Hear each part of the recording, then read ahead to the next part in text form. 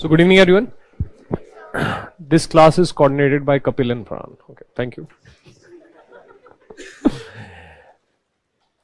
Radha is saying, sir, you did not discuss the trend of modern history for both prelims and mains. We have to do it by own. कुछ करने की जरूरत नहीं, कोई trend में होता नहीं है. There is no trend. There is no trend. ठीक है? This is all stupid things. I'll prove it to you. Why a student should purely focus upon, look at the syllabus, prepare the syllabus. That's it. And follow some normal commonsensical things, that obviously because we are studying modern Indian history, because India became independent, right? We were a colony of the Britishers. Therefore, Indian national movement is important. Fine. Right? Second component is that we are going to be bureaucrats, and the life of the bureaucrat, it is totally surrounded by law and rules. And as a result, if there is any act, be it Regulating Act of 1773, be it the Government of India Act of 1935. The whole journey from Regulating Act of 1773 till the Government of India Act of 1935, all of those acts are important because that is the life of a bureaucrat. He should know the legality aspect of things, right? So therefore, ये basic principles हैं. Giving you the proof, for example, in our classes, we always used to focus upon pre-1857 events, right, from a mains perspective. Right, which contributed to some extra classes, right? That's why the figure it reached, 33 classes or 34 classes or 30 classes, whatever.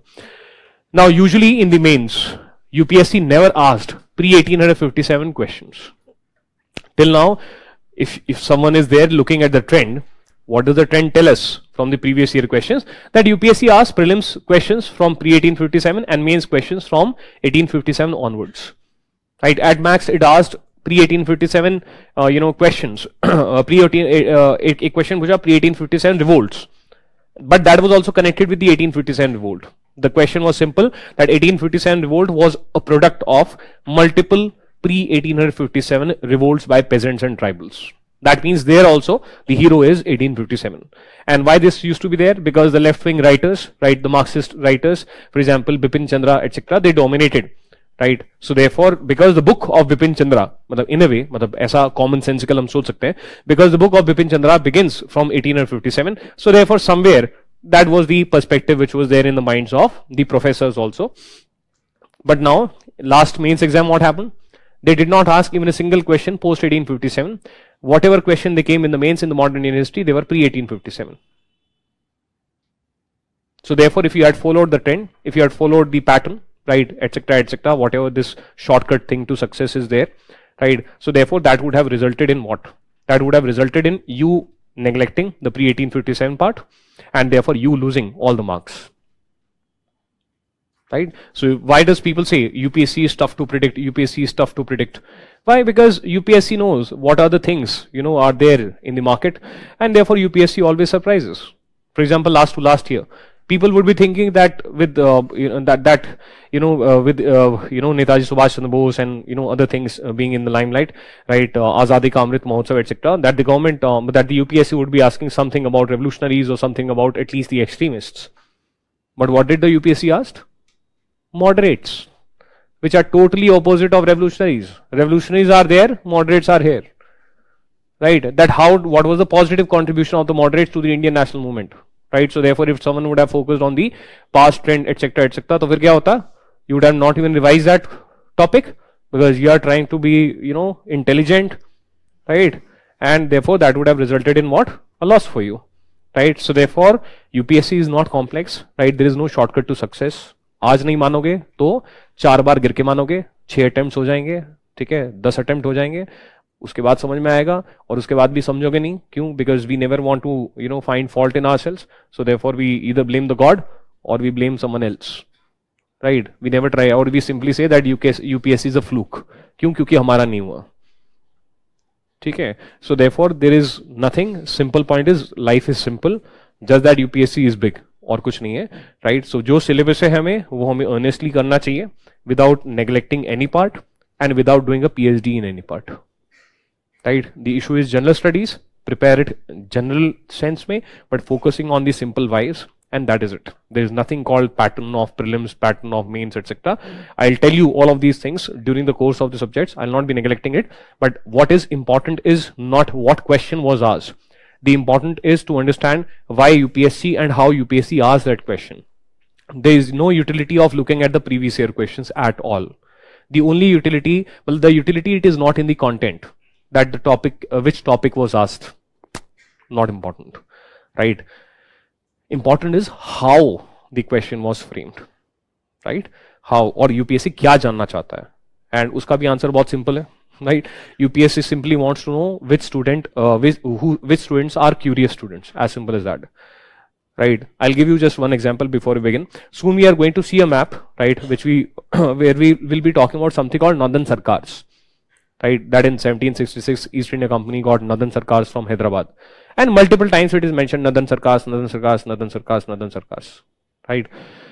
Normally as a student, when even I was a student, right, and for every student, a student who is curious, uske dimag mein one question comes, that bhai, what is this Sarkar?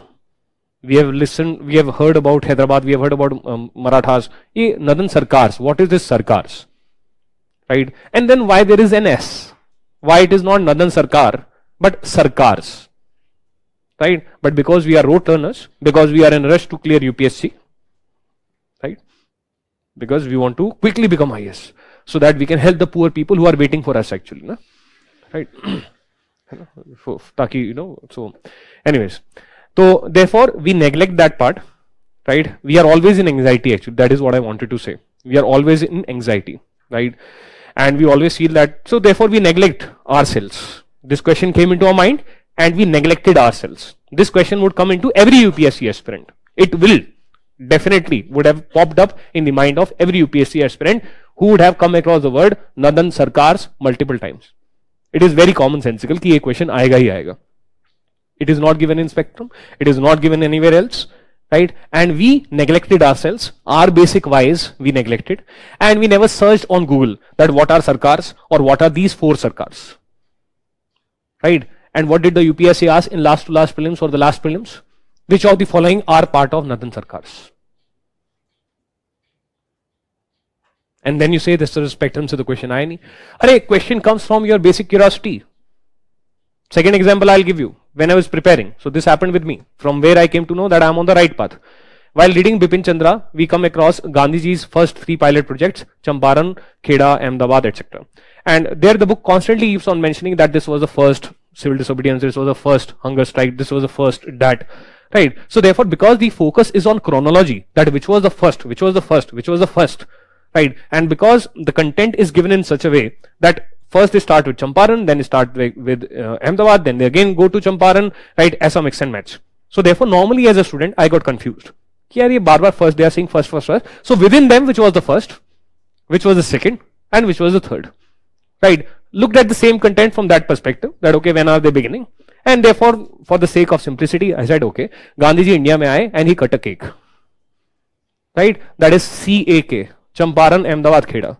Not in the next attempt, but in my second attempt, this question was there in the prelims, that please organize Kheda, Ahmedabad, Kheda, Champaran, Ahmedabad in chronological manner.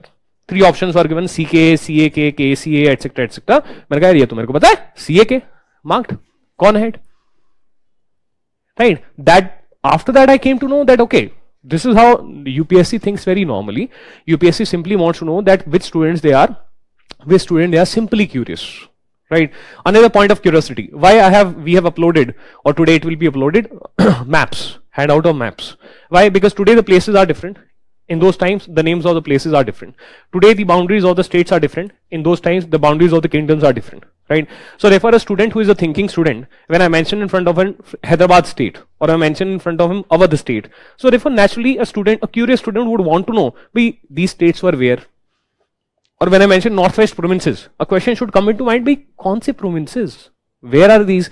Let me simply see the map, right? Similarly, for example, if someone mentions that an important factory was set up in Surat by the Britishers in the year 1612, right? A normal curious student who is not from Gujarat, right? He would want to know, where is this Surat?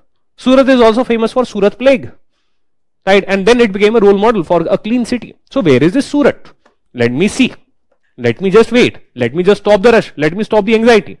And if you would look at those maps, right, you would not have to move your eyelid left or right also. Just next to Surat, there is a place called Baroch or Broch, right? Baroch, right?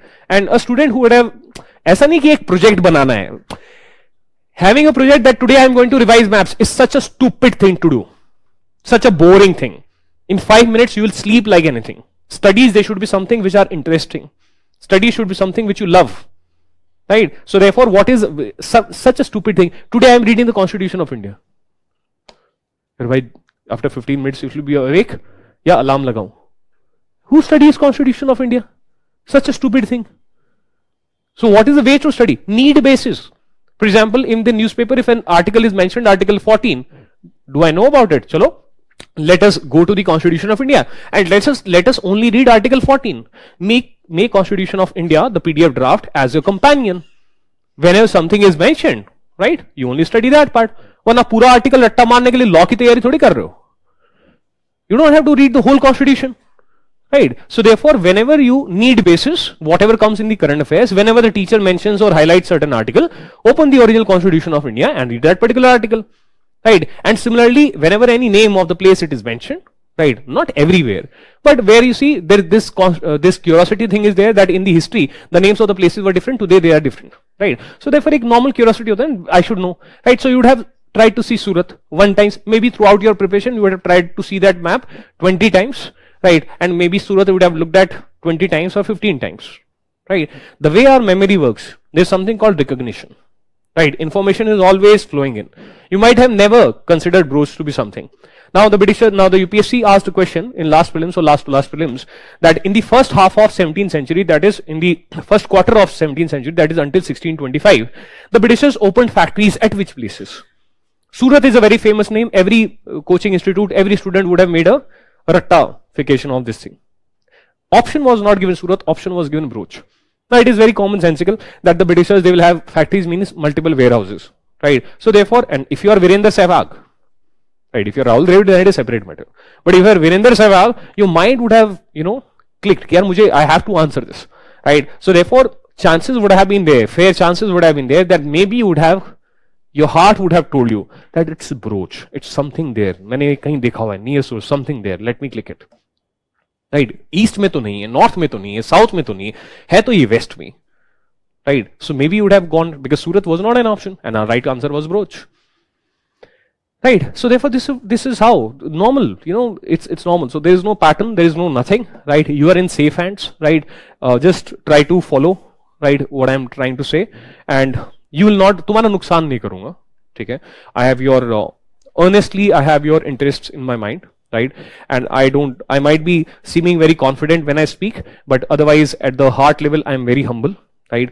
And I'm always on the learning curve. I never take anything for granted. So therefore, whatever things which I tell you, they are either committed, they are the mistakes which I have committed myself, suffered, and my agenda here is nothing. My agenda here is very, very simple, that the mistakes which I committed in my preparation, and those mistakes, if I'm able to ensure that those mistakes, even if 50% of those mistakes they are not committed by you, I will feel selfishly happy. As simple as that. Right? I will feel selfishly happy. Right? Because I'm reliving my journey here. I'm not here for you. I am here for myself. Everyone is selfish. Right? So basically what I am doing is I am reliving my journey. And why? Because I see you, I see myself. जैसे आज तुम्हारी लगी हुई है, ऐसे एक दिन मेरी लगी हुई थी. So therefore, आग. Anyways, the point is that if I am able to ensure that the mistakes which I did, if because of me you don't commit that mistake, that is the trigger for me. That is what gives me a kick. Right? And I like that kick. As simple as that. Right? I'm doing it for myself, not for you. But yeah, as a byproduct, you can benefit. Right? Everyone is selfish. Right? So, next one point that we need to study about is something called Khalisa land. If the land revenue from the Jagir, if all that land revenue from the, because we are an agrarian society at that point of time, industrialization of India has not taken place. Right? So therefore, if we are a agrarian society at that particular point of time, then What is the most important source of tax money for the government? The most important source of tax money for the government will be agriculture sector only, that is land revenue. Right. Now we have mentioned that Jagirs were given, and all the land revenue from the Jagirs, that is Tanka Jagirs, they are going into the pockets of the Jagirdar, right, who is most probably a Mansabdar, but not necessarily. So power is what? Power is political power, economic power, social power, spiritual power, right? So economic power is very, very important for the state. State mane, people is summation of, what is nation? Nation is people, summation of people who feel one, right? That is nation. What is country? Country is land. That's why the word countryside, that means rural areas. Country is land, right? And what is state? State is a private company. State is a company, not private, but state is a company, an organization, right? Which has what task to do? It has the task of managing the affairs of the country, that is the land, and the people, that is the nation. State is the organization which manages the affair of the people and the land, that is nation and the country. So therefore state is the organization, right? So in public administration optional, you study about this organization, that what should be the structure of this organization and what, in which way this organization can function very effectively, public administration, right? In your management optional, you study about not the government organization, but you study about the private organizations, right? But since both are organizations, so therefore you who has taken management optional and you who has taken public administration optional, lot of your topics are going to be common, lot of your theories are going to be common, lot of your theories that how to motivate the personnel, that is the people in the organization, they are going to be common, right? Because management is simply about private organizations and public administration about government, right? So therefore state is the organization, right? Country, it is the land, and people, they are the nation. French Revolution 1789, it gave the definition that nation is not land, but nation is summation of people who feel one, right? So anyways, so economic power we were discussing. So most are, it is an agrarian economy at that particular point of time, and land revenue is very, very important, right? So therefore the land revenue, it is going to Jagirs, right? That is Jagirdars, land revenue from Jagirs, it is going to Jagirdar. And therefore the king, he needs to be economically powerful as well. The king needs to be economically powerful as well. So what is the income of the king? Till now from what we have studied, 10% of land revenue from the 10% of land revenue from the Vatan Jagirs, that is one of the income of the king. Another can be, sir, there are taxes on trade also. For example, custom duties, import, export is taking place, domestic trade is taking place. Yes, that can also be income of the king. What can be the third component? Third component is, because we are an agrarian economy, so most important is land revenue. So क्या कोई ऐसा land revenue है? Is there any component of land revenue that goes to the king? Answer is yes. These lands are called Khalisa lands. Why did I ask you to watch Game of Thrones? Because in the Game of Thrones there is a character called Khaleesi, and there is a character called Khal Drogo, right? So from there a normal thing comes to our mind that okay, Khalisa means royal.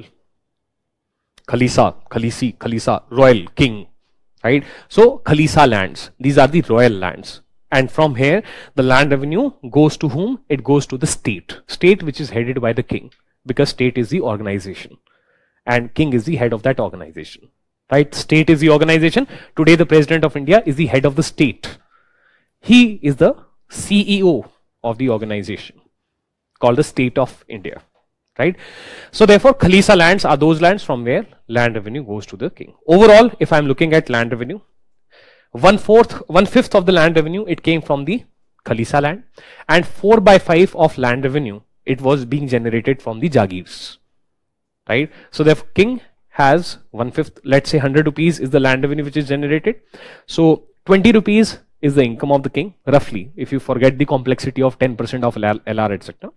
20 rupees is the income of the king, and rest 80 rupees, they are going to different multiple Jagirdars, right? So individually, yes, the king is more, or the state is most economically powerful. Why? Because he's earning 20 rupees, whereas there were approximately 4,500 Jagirdars, right? So therefore individually each Jagirdar or each Mansabdar is going to be less monetarily powerful compared to the king. However, king has multiple expenses, not just his personal expense, but if, for example, there are Nagdi Mansabdars, from where the Nagdi Mansabdars they will get salary from the king. And what is the income of the king? The land revenue from the Khalisa lands. So therefore, you see from where the Nagdi Mansabdars they will be getting their income. They will be getting their income from the king's pockets, and king के pocket में है, right? So therefore उसके ऊपर expensive there are many expenses also on the king, right? Plus other things which can be there, state expenditure, right? So simply write down land of kingdom is equal to land of kingdom is equal to land of kingdom is equal to Jagirs. Land of kingdom is equal to Jagirs in brackets transferable plus non-transferable, transferable plus non-transferable, or tankha plus vatan, transferable plus non-transferable, or tankha plus vatan. Brackets closed. Tankha jagirs are transferable jagirs, vatan jagirs are non-transferable jagirs. Brackets closed. Plus after bracket close, plus Khalisa land slash royal land, Khalisa land slash royal land. In brackets, LR from here, LR from here, LR from here went to king. LR from here went to king. LR from here went to king. Brackets closed. Right. So therefore, this is how we have, from very simple perspective, we have covered the Mansabdari system. What is a Mansab? It is office, right? Be it a district magistrate, or be it the governor, or be it the, right? So basically, Mansabdar is a senior official, right? He can be a wazir also. Second component, we have covered that, okay, what are the kinds of Mansabdars? Nagdi Mansabdars and Jagirdar Mansabdars. Then we have discussed what are the kinds of Jagirs. Vatan Jagirs, which are given permanently and are non-transferable, and Tankha Jagirs, which are given temporarily and are transferable. Then overall, what is the land in the kingdom? The land in the kingdom is Jagirs plus Khalisa lands. Next component that we have discussed is that that dual rank system. So therefore, there is something called Zat, which is a personal rank. So some students, they had a query regarding Zat, right? So after the class they asked, so for the benefit of others also, Zat is, for example, let's say there is a person called under secretary, then there is a deputy secretary, director, joint secretary. So basically all of these are personal ranks, right? For example, I can be a joint secretary rank officer because I have served the government of India for, let's say, period of 20 years.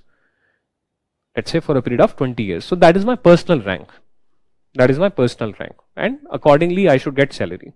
Any one of you whose parents are in government? Right? So therefore, you can ask your parents that what is grade pay? Or you can ask your parents that after 7th pay commission, what is level 11, level 12? Right? So therefore, as per your personal rank, grade pay of 6600 plus something, 5400 plus something, or your level 11 is equal to 75,000 something. So basically, as per your personal rank, your personal salary, it is decided, right? And second component is Savar, that is the amount of army you are required to maintain, right?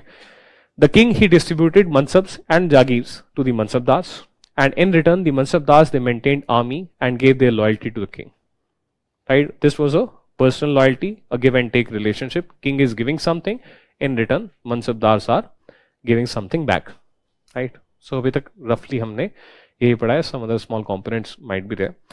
थोड़ा सा गर्मी लग रहा है हल्का सा, अगर आप बोल दो. नहीं, थोड़ा सा स्वेटी हो रहा है, राइट? आपको भी हो रहा है या नहीं? मतलब अगर आपको नहीं हो रहा है तो आई कैन बियर, मतलब your comfort is prime because you are directly below that, right? Anyways, next right on the heading land revenue system. Land revenue system.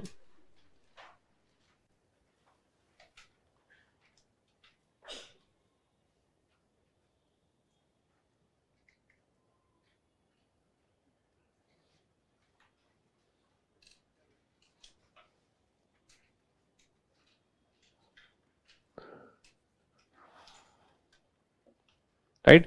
Land system. So basically in this, what you're going to do is you're going to draw something like this.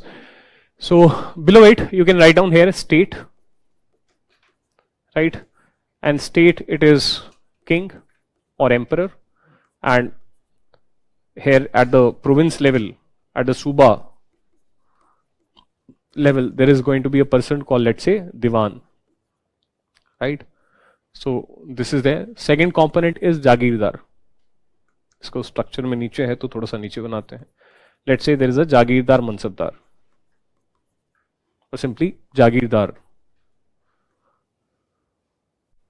Right? अभी जागीरदार लिख लेते हैं because we are talking about the money only, right? So in most cases jagirdar will be a mansabdar. Then here there is something called intermediary जमींदार.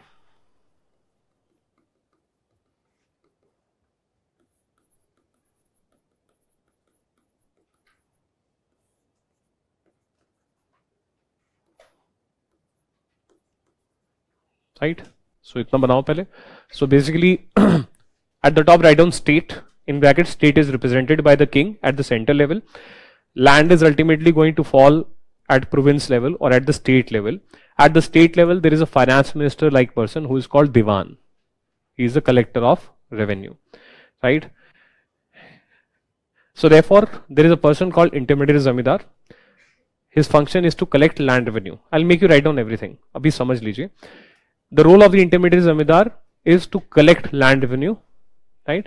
And he will deposit, if the land revenue came from a jagir, he will give it to the jagirdar, and if the land revenue came from khalisa land, he will give it to the state, right? So there is a person called intermediary zamindar, right? तो इतना बना लिया. Please make it.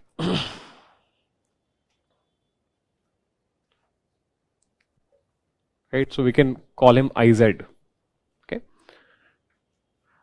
Now below each intermediary zamindar there were multiple intermediary zamindars, right? So intermediary zamindars लिख लेते हैं, right? Under each intermediary zamindar there used to be primary zamindars. Under each intermediary zamindars there used to be primary zamindars.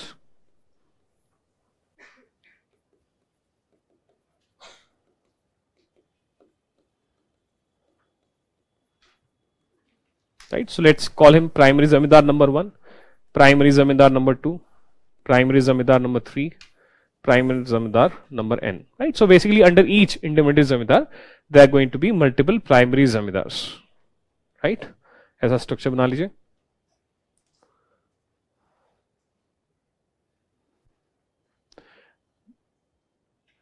अच्छा, what does the king get from, what is the king getting from the Tankha Jagir? Because the student is asking, Ajay is asking, was there any land revenue that went from Tankha Jagir to the king? So, huh? Tankha Jagir से king को क्या मिल रहा है? What the king is getting from Tankha Jagir? Please raise your hand. Those who want to answer. हाँ जी, कुछ नहीं मिल रहा. Anyone who has an answer apart from this can raise their hand. Yes. Loyalty plus savar, brilliant answer, right? See, maintaining an army, if you are my soldiers, right? So therefore two options are there, right? Either the king can maintain army on his own, and that will require expenditure, right? Plus managerial workload will be there. Now what has happened is, yes, the king is not getting anything in cash, but he is getting an army in kind, right? So managerial workload is less, and the task of maintaining an army is being managed, or it is being outsourced to the mansabdars. The task of maintaining an army is being outsourced to the mansabdars. So he is not getting anything in cash, but he is getting an army in kind. Cash and kind means cash. In kind means you instead of giving cash, you are giving something else. So you see, the king is getting no land revenue, but he is getting an army from the Tankha Jagir, right? So therefore this kind of scenario. Now so basically what these primary zamindars they used to do, these people, they used to collect land revenue from the peasants. So below the primary zamindars there were peasants. Below each primary zamindars there were peasants, and peasants, right? तो इस प्रकार से है, ठीक है? So see what is happening here is, तो यहाँ पे भी peasants हैं, right? यहाँ पे peasants हैं, multiple peasants are there. यहाँ पे peasants हैं, multiple peasants, right? So what is the level of, acha, first of all, we want to know that, sir, okay, you have introduced a new term called Diwan and you introduced a new term called Suba, right? So therefore हमें तो समझ के पढ़ना है. Sir, what is Suba? Suba is nothing but a province. Sir, what is a province? Province is like Maharashtra province, Bihar province, Tamil Nadu province. So Suba, it means province. Sir, there is something called Subadar. Yes. So like we have today chief minister or the person who is responsible for administration of a province. In those time, that person is called Subadar. But sir, chief minister comes to power with the help of what you know, some kind of democracy. Yes, governor, right? So therefore, Subadar is equal to governor, right? So Dar simply means holder of something, right? मतलब कुछ भी आगे दार लगा दो holder हो जाता है. जागीर दार, जमीन दार, right? सूबा दार, मनसब दार, right? So therefore that kind of scenario. Acha. So Subadar is the governor. But sir, here you have written Diwan. So finance minister at the state level, it is called Diwan. And because we are talking about taxation, so therefore who is the authority at the state level or at the province level with respect to the taxation? It will be finance minister. You know? Income tax, it comes under finance ministry. Customs, GST, it comes under finance ministry. So the name of the finance minister, it is called Diwan. Jagirdar, yes, we understand the word. Intermediary, zamindar. Two words are there. Intermediary. What is the meaning of the word intermediary? Bicholia, middleman, or someone who is neither at a low level nor at the super level. He is somewhere in the middle. Intermediaries, right? That means those who are middlemen between two parties, right? So intermediary, zamindars. Now second word is zamindar. Sir, who is a zamindar? So here he is not the holder of zameen, right? So us prakar se, but he is the person who is in charge. He is a IAS officer. He is a IAS officer, but he is not an officer. So he is simply IRS. IRS means tax collector, right? So he is a person who actually goes to the. He is a person who is actually responsible for collection. He is a person who is responsible for collection. Jagirdar is consumer of tax. Zamindar is collector of tax. See the difference, right? Someone is collecting some money. So let's say if I am a don, right? मेरे गुर्गे होंगे. गुर्गे माने my junior subordinates will be there who will be responsible for collecting hafta, right? Or who will be responsible for collecting whatever security money or whatever, right? Who is the consumer? I am the consumer. But who is the collector? A big man does not go on to the shop. I am a don. So Jagirdar are and the state, they are at a big level. They are consumers of the land revenue, but they are not collectors of land revenue. Collection is responsibility of zamindars. So zamindars, they are the people who are collectors of land revenue, right? Obviously, intermediate zamindars, they are relatively less in number. So if a Jagirdar is traveling in Ferrari, then intermediate zamindar will be traveling in Mercedes. So that kind of a difference is there, right? This is Ferrari, this is Mercedes. State the helicopter, aeroplane, right? So therefore, to understand their financial status, you can think as if they are traveling in Ferrari, right? Whereas these people are of the level of, let's say, Mercedes, right? Primary zamindars, they are Toyota Fortuner. They are also rich, but Toyota Fortuner kind of thing. ये Mercedes मतलब S class type से समझ लीजिए. And primary zamindars, वो Maruti Alto, है ना? ऐसा. And some are on the cycle also, right? So we'll discuss that also. So monetary level is like that. Monetary level it is like that. ये तो helicopter, aeroplane, ठीक? F-16, ठीक? तो ऐसा. So intermediate zamindars, what do? They have multiple primary zamindars under them, right? Primary zamindars, primary zamindars, they are the people who collect the land revenue from the ground level. That means if I am a peasant, I would not see intermediate zamindar in my life. Maybe I'll able to see him dur se. Maybe I'm able to see him from a distance. But who comes to me or whose men actually come to me to collect land revenue? Primary zamindars.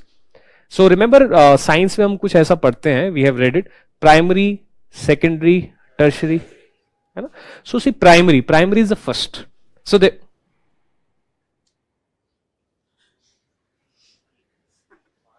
primary is the person who is like at the first, who is at the forefront.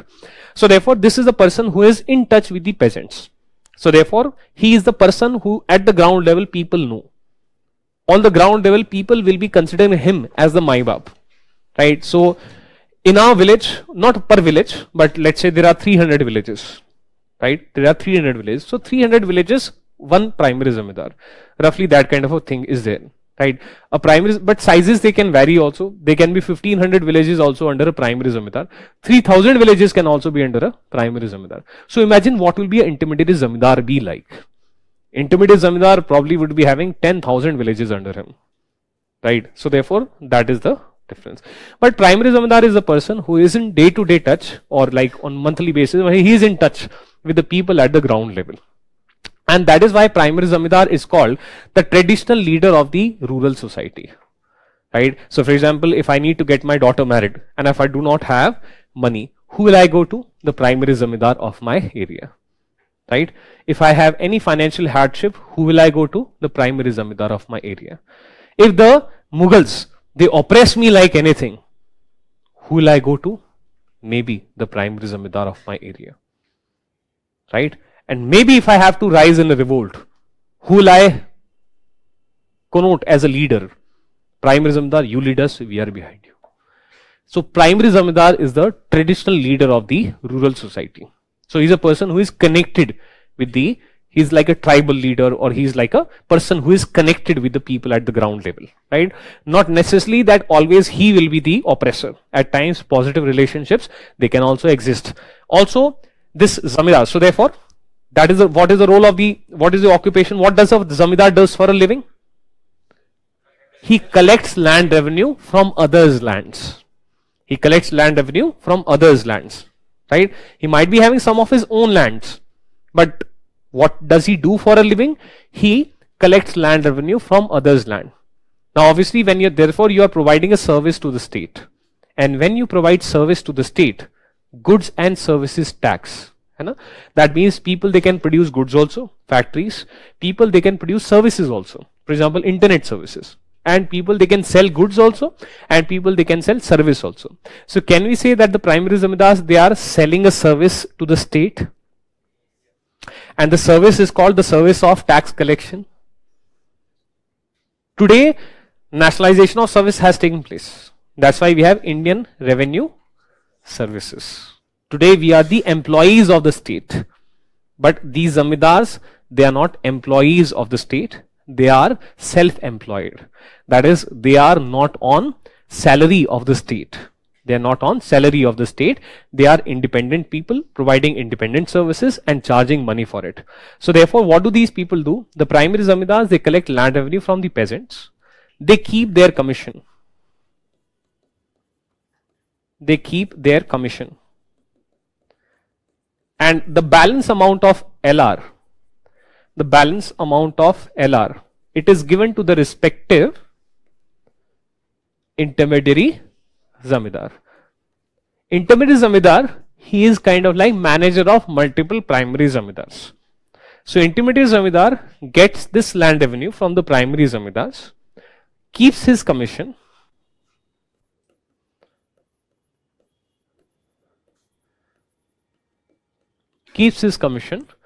and transfer the balance land revenue.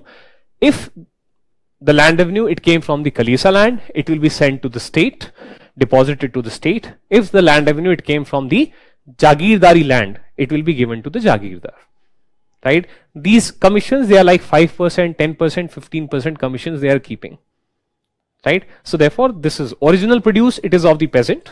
Let's say 100 rupees are produced, right? 100 rupees worth of rice is produced. So maybe let's say 33 or 40 units of rice, they will be given to the primary zamindar. He will keep his commission. Maybe let's say 10% of 40, that comes out to be 4 rupees. 36 rupees, they will be sent to the intermediate zamindar. From that 36 rupees, he will keep his commission, let's say 10%. So 36 minus 3.6, right? And accordingly, so 36 minus 3.6, 36 minus 4, 32, 32.4. 32.4, they will send above. right? So therefore, this is how the things they are taking place. This is how the things they are taking place. These are not government officials, right? They are the people, right? Also, these primary zamindars, they also had police duties. Police duty mane, because for example, you are a peasant who does not want to pay me land revenue. So therefore, I need to have some force with me. Plus, I am the traditional leader of the rural society. So therefore, is it not kind of natural that the Mughals, they can recognize the primary zamindar as also the person who is in charge of law and order at the ground level? By तुम्हें पैसा, you have to get land revenue from the people. If someone is resisting, you should have some force. And since you are the traditional leader of the rural society of these 200 villages or 300 villages, so therefore, why don't you, have some kind of police duties also, right? So therefore, the primary zamindars, they also had police duties. A student should never get confused. Do you think a person who is traveling in Ferrari, you will put him on police duty? Duty, whenever you hear the word duty, what comes to your mind? It comes to your mind that there is some sipahi, there is some SHO, some inspector who is going on duty. है ना? ऐसे होता है ना? I'm going on duty. Duty जा रहा हूँ, late हो गया, खाना दे, है ना? Right? This kind of scenario, right? So therefore, from common sense, like UPSC asked this question, right, earlier, that who had what duties, this kind of scenario was asked. Or from medieval, the question was from medieval. We are doing it in a bonus manner. So see, Jagirdars, they will not have police duties. They will not have police duties. Duties will be of relatively lower level people. For example, like the primary zamindar. They are also traveling in Fortuner. So they will just do a dora. They will also have these watchmen or village watchmen. इनके भी गुर्गे होंगे, लठियाल्स, right? They are the people who are doing it on the ground, right? SHO like people. These are richer people, right? Peasants, they are of two kinds. One are called khudkashts.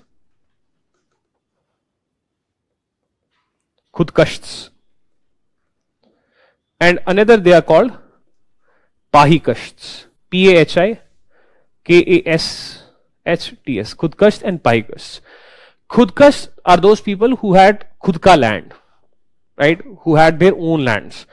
That means these people, they had occupancy rights.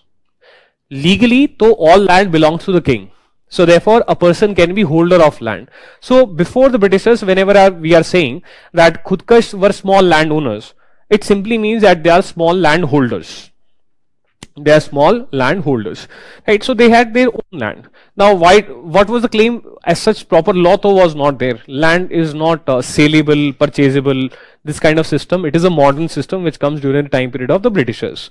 So what is the reason because of which someone can say that this land belongs to me? My father cultivated this land. My grandfather cultivated this land. My great grandfather cultivated this land. Since so many years, our family has been on this land. And therefore, we are the traditional occupants of this land. And this land cannot be taken away from us. We are the landowners of this land. So therefore, kabja. Kabza, it is a Hindi word or Urdu word, but kabza, it means possession.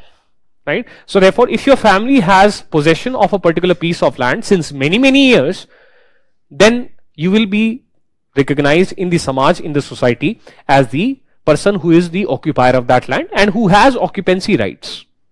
Right? Since your family has been holding this land since past 50 years, 30 years, 100 years, so no one can remove you from this land. You have occupancy rights. This land, it is yours. Right? So therefore, possession becomes the criteria for deciding that whether this particular family is a owner of that land or a holder of that land or not. Right? So therefore, these people, they had occupancy rights. तो वो हम आपको लिखवा देंगे, right? Pahikashts were those people who did not have occupancy rights. Mane, they could not say that at any point of time, they could not say that this land is my land. Why? Because they did not have possession. Meaning, their father, their grandfather, their great grandfather had not cultivated the same piece of land continuously. Their father, their grandfather, their great grandfather had not cultivated same piece of land continuously. That is, every season they cultivated different fields. Every season they cultivated different fields, and therefore they did not occupy or possess a particular piece of land continuously for multiple decades, and therefore they could not claim in the society that this land is my land. So these people are vagrant peasants. Vagrant माने people who keep on traveling. Vagrant वो बोलते ना बंजारे, right? Vagrant peasants, right? Right. So that is you keep on moving from one place to another, right? So today, this season, you cultivate this particular piece of land. The next season, you cultivate that piece of land, right? For example, I am a primary zamindar. Obviously, I'll be having some of my own lands from which I'll be paying land revenue. From others' land, I collect land revenue, right? So therefore, for cultivation of my own lands, maybe I can hire some vagrant peasants. I am a person who travels in Fortuner. I will not be waking up in the morning and start doing the work on the field on my own, right? I'll be either having some khudkash within my land, or I might hire some paikash for some other lands, right? It is quite possible. Even for a khudkash, it is possible that he may hire some paikash, right? That okay, I need some help on the farm, so maybe 10 of you in this season, please help me cultivate this land. This kind of season, this kind of thing can also be there. So khudkash, they are having their own lands. Paikash, they are landless and therefore rightless peasants. So who are the poorest of the poor in the agrarian society?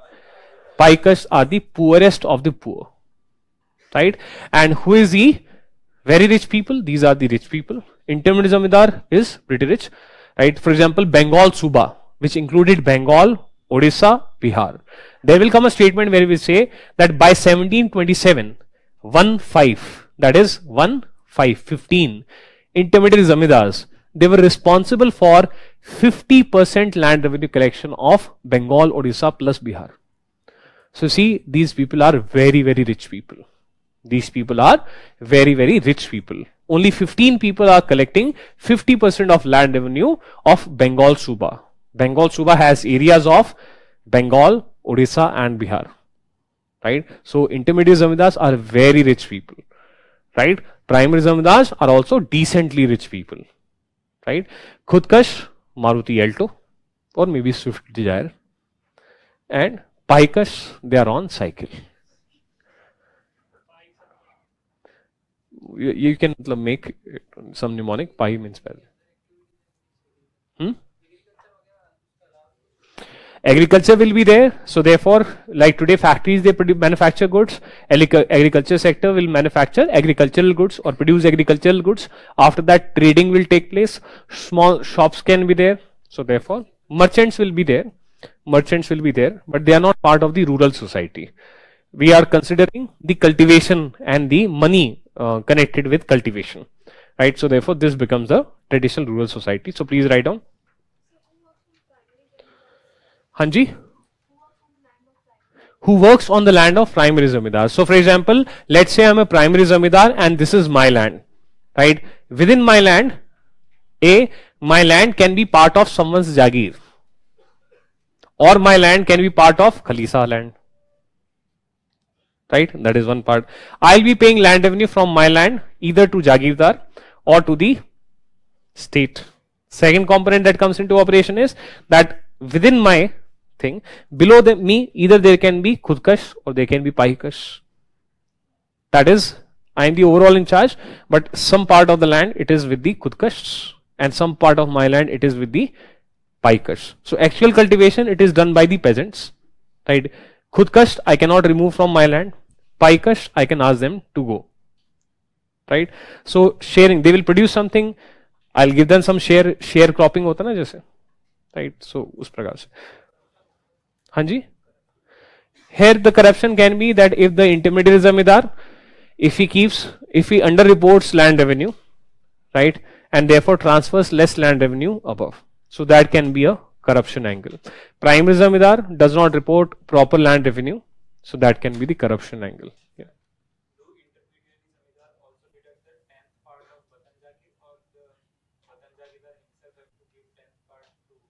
No, intermediate zamindar will give everything to the jagir. Matlab those details, these are very minute details. I do not know the clear answer to it. So you can ask the medieval thing, but exactly how, but this is also domain of like PhD, right? तो उतना deep जाने की जरूरत नहीं है, that who will be cutting exactly, because ऐसा maths का equation नहीं है. The whole purpose of this exercise was to develop a mind map in your mind, whereby you understand that okay, what is the hierarchy, what is the औकात of which particular person, right? So peasants माने ryots, इनको ryots भी बोलते हैं. Then you have primary zamindars, then you have intermediate zamindars, then you have jagirdar, and also you have the state, right? Second component, zamindars, they are not owners of the land. They have some of their own lands, but they are not the owners of others' land. They only collect taxes from others' land, and they keep a commission. Plus primary zamindars, they also have police duties. Yes.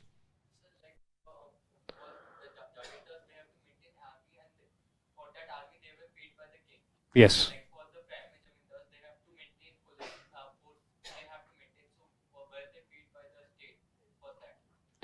So basically the Jagirdars, they have to maintain an army.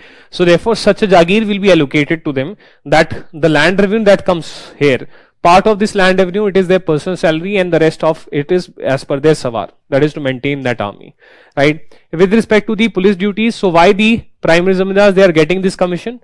They are getting this commission in return for providing services to the state. One service or the primary service is of land revenue collection, and the second service is police duties. So see, their compensation is this, the commission that they keep, right? So please write down, zamindars collected LR, zamindars collected LR, zamindars collected LR, zamindars collected LR, and had police duties. Zamindars collected LR and had police duties. And in return for their service,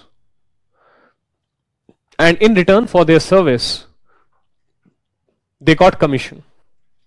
And in return for their service, they got commission.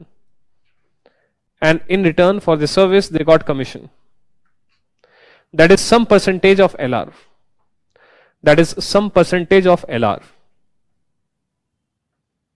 In brackets ताला के कोई fixed figure नहीं है, but from the different sources which I have read, roughly 10 to 15% it can be there, right? So there is no fixed thing. It can vary from one place to another, etc. Roughly, just roughly 10 to 15% kind of. Brackets closed. Therefore, zamindar was not owner. Therefore, zamindar was not owner of land.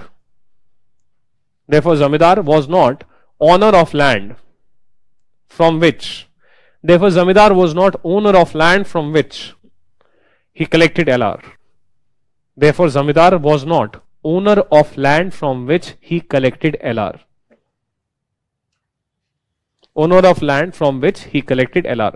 दूसरों की जमीन से, that is from others' land, he used to collect land revenue, right? So from those lands where he is collecting the land revenue, he is not owner of that land. Obviously, for example, if you become an IRS officer, right? After that, whatever salary you get, you are also an income tax payer. Yes, for what you do for your living, you collect taxes from others, but that does not mean that on your own personal income you will not be paying taxes. So zamindars, they will be paying land revenue from their own lands, and they will be collecting land revenue from others' lands. Yes, every mansabdar had a dual rank.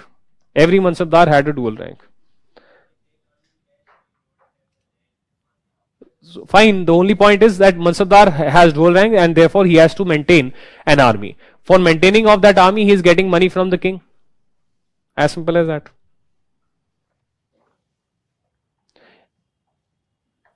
Full stop. Zamindar, Z लिख लो बस.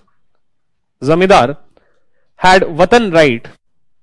Zamindar had watan right of revenue collection. Zamindar had watan right of revenue collection.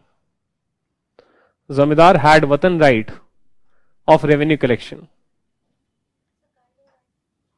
Zamindar had watan right, RIGST, watan right of revenue collection.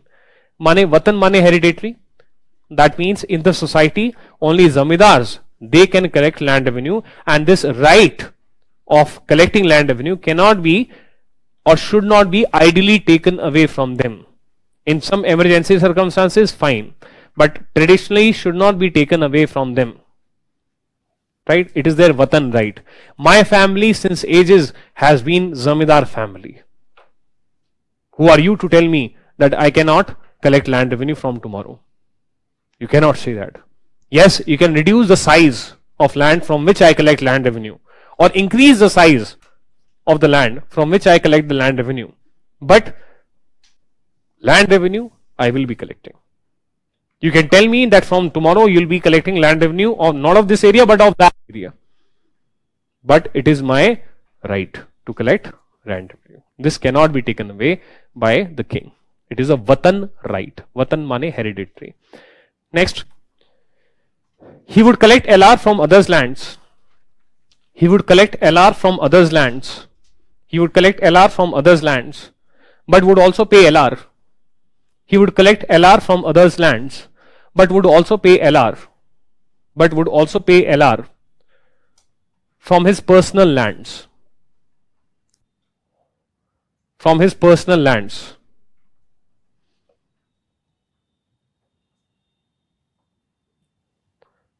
That were called milkiyat. That were called milkiyat. Personal lands that were called milkiyat. So milkiyat are the personal lands of the zamindars. Next, nankar lands. Nankar. Nankar lands is equal to. Nankar lands is equal to. Like you touched upon the issue of corruption, right? For example, how can a zamindar be corrupt? By under-reporting the land revenue. Let's say he got 100 rupees as land revenue, and instead he tells that I got only 80 rupees as land revenue. Something like this, let's say. Just hypothetical imagination. So basically what the state can do, state can say, ki bhai, from your milkiyat, you are also paying 100 rupees as land revenue. Let's say you are a prime zamindar and you are paying X amount of rupees as land revenue from your milkiyat. And let's say you are also collecting X amount of land revenue from others' land. So why to do double transaction? Let us make it simple. From tomorrow you will not keep any commission, but you will also not pay any land revenue from your lands. As simple as that. Whatever you collect, simply transfer it.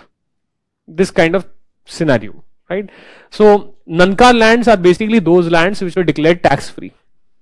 So you are a zamindar and you provide a service of land revenue collection to the state. I am the state, right? So and you keep a commission. So instead of you keeping a commission, ऐसा करते हैं, you have your own lands. From those lands, you stop paying land revenue to the state. And here you don't keep any commission. So fine. Right. So you can imagine something like this, that from my land, I was giving, let's say, 100 rupees as land revenue. I was collecting from others' land, let's say, 150 rupees of land revenue. Right. Net income was 50. Right. So therefore now the government says कि you don't pay land revenue from your own and यहाँ पे कुछ तुम मतलब commission मत रखो. As simple as that. अभी लिखेंगे तो और समझ में आ जाए. कुछ नहीं है. It is not very this thing but clear है. So write down. मतलब बेसिकली ले दे के देखिए पैसा क्या है. पॉइंट बेसिकली क्या है, that someone is providing you a service and you have to pay money in return of that service. अब either you can pay it in form of the commission. The state can pay the zamindar in form of commission, और the state can say कि भाई जो तुझे पैसा देना था, the money that you had to give to me, you don't give that and don't keep commission. As simple as that. नहीं है समझ आ गया. चलो तो वो आपकी शक्ल देख के लगा शायद नहीं है. Lands of zamindars, nankar lands is equal to lands of zamindars which were declared, lands of zamindars which were declared tax free / revenue free, which were declared tax free / revenue free, lands of zamindars which were declared tax free / revenue free, in return for he providing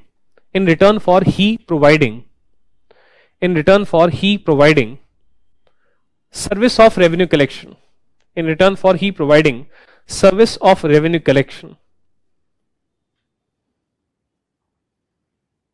in return for he providing service of revenue collection. Next, primary zamindars, PZ लिख लेते हैं इसको, है ना, ऊपर आप mention PZ, PZs, capital P capital Z small S, PZs collected LR from riots. PZs collected LR from riots. Riots slash peasants. Riots slash peasants slash actual cultivators. Riots slash peasants slash actual cultivators. Primary zamindars collected LR from peasants. Another name for peasants is ryot, R-Y-O-T, right? Ryot. PZs collected LR from ryots slash peasants slash actual cultivators plus he collected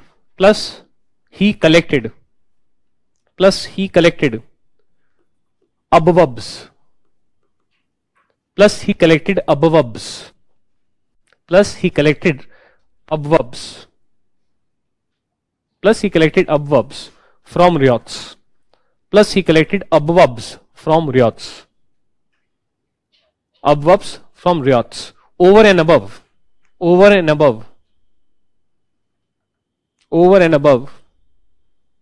the LR, over and above the LR, in brackets डाला लगा के abovabs is equal to additional levies. Abovabs is equal to additional levies. Additional levies by state.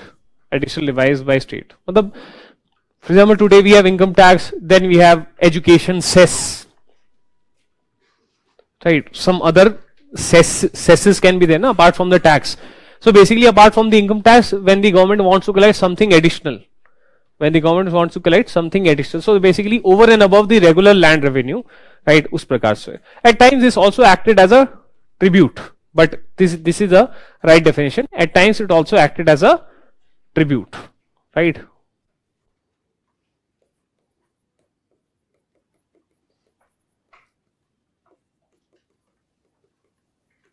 This kind of scenario, or at times it can be considered as a tribute, right?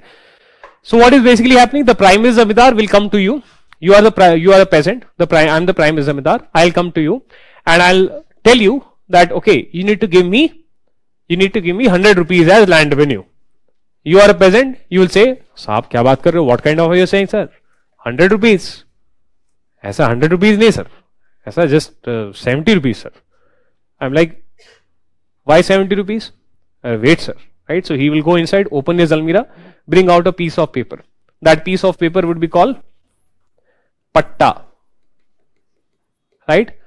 Where percentage will be written that 70 rupees is the land revenue, and you will show the patta. Yes, sir, it is written here that from my land only 70 rupees of land revenue needs to be paid, not 100 rupees, right? So primary zamindar agents or primary zamindar will like, okay, patta, fine, right? Okay, pay 70 rupees, right? So therefore 70 rupees will be paid, but the primary zamindar is still waiting. So now the peasant is like, Riyat is like, that sir, what more? The primary zamindar is like, you are forgetting something, right? So therefore the peasant will like, oh okay sir, this is your mithai. That this is additional बच्चों के लिए, for your kids, right? Some small levies, some small tribute, some small abovabs, right? That is over and above the land revenue, the money the zamindars used to take. Technically it is like a cess, right? So therefore you can also think of it, abovs, they are like additional cess, right, which are over and above the tax. So education cess जैसे लगता है, right? नहीं पता है तो internet पे you can search what is education cess. So over and above the tax there is some additional levies. For example, wealth tax. So those people who are earning an income above 50 lakh rupees or above 80 lakh rupees, whatever the government has decided, so they pay some additional tax, right? So therefore these are additional levies which are there, right? So this kind of scenario. Next, yes, it is compulsory at that point of time, but it is like a traditional kind of a thing. Yeah.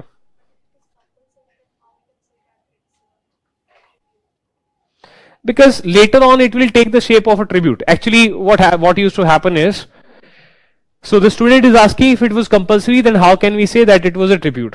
So actually the government, that is the state, it applied these abverbs not on the peasants.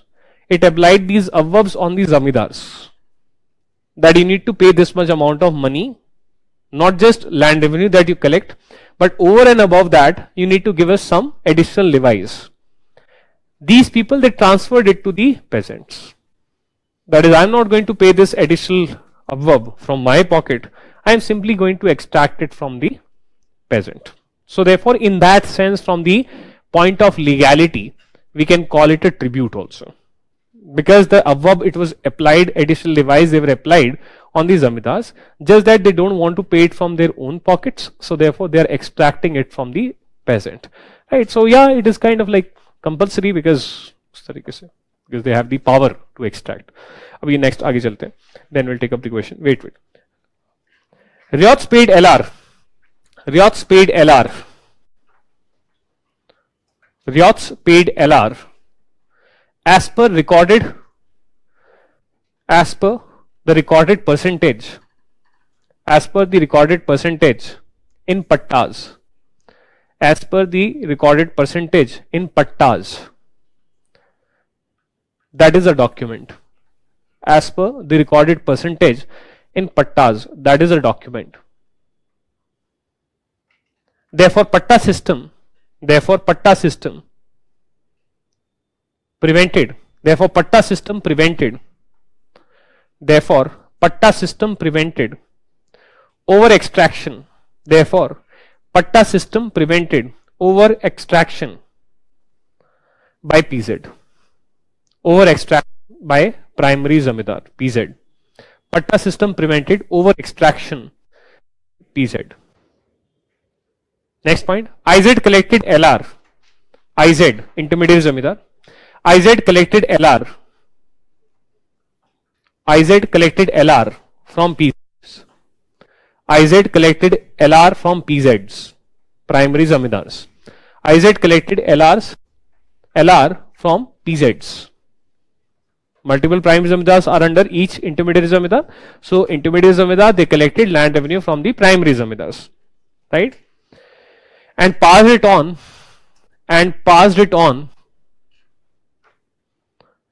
to Jagirdar or the state, and passed it on to Jagirdar or the state, passed it on to Jagirdar or the state,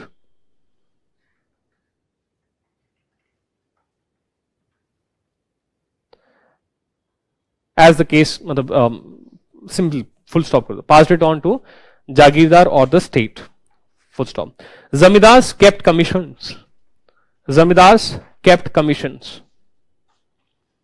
Zamindars kept commissions.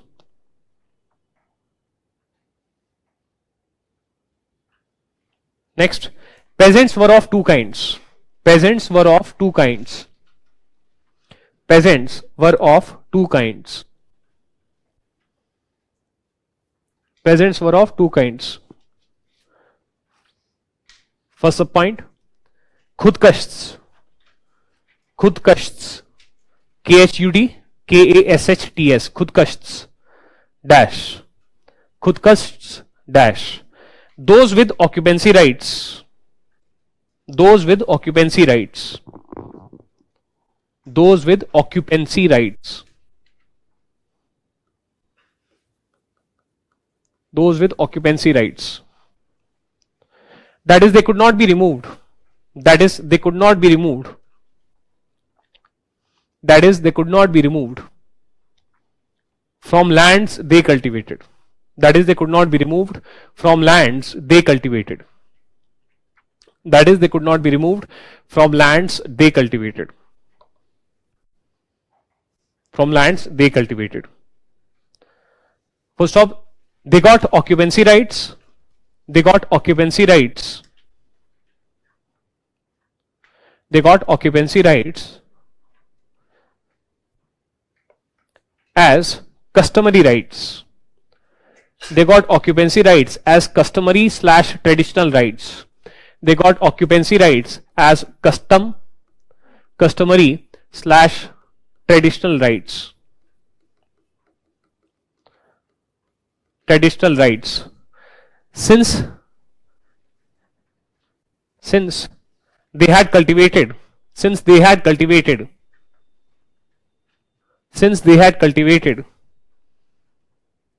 a particular piece of land continuously, since they had cultivated a particular piece of land continuously since long time, since they had cultivated a particular piece of land continuously since long time, since long time. Since long time. Do you know why Indian customs or US customs or royal customs of UK, it is called customs? The word simply comes from the word customs. Customs, what are customs? Customs are traditions. So therefore it was a tradition, ek pratha. It was a tradition or a pratha that whenever the foreigners, whenever the goods will be taken away from a country or from a kingdom or brought into a country or a kingdom, then the people, the importers or the exporters, they recognized the authority of the king of the land by paying them a tribute. Right? So therefore it became a tradition or it became a custom that whenever anyone is taking goods either outside the country or bringing goods from the outside into the country, therefore they would have to pay some money, some tribute as recognizing the authority of the king of the land. And that is how these tributes, they came to be known as custom duties. And therefore the IRS customs officials, the word customs, right? So importers, exporters, they pay custom duties. Custom duties are of two kinds: import duty, export duty, right? So therefore customary rights means which are there because, for example, United Kingdom or Britain, it does not have a written constitution.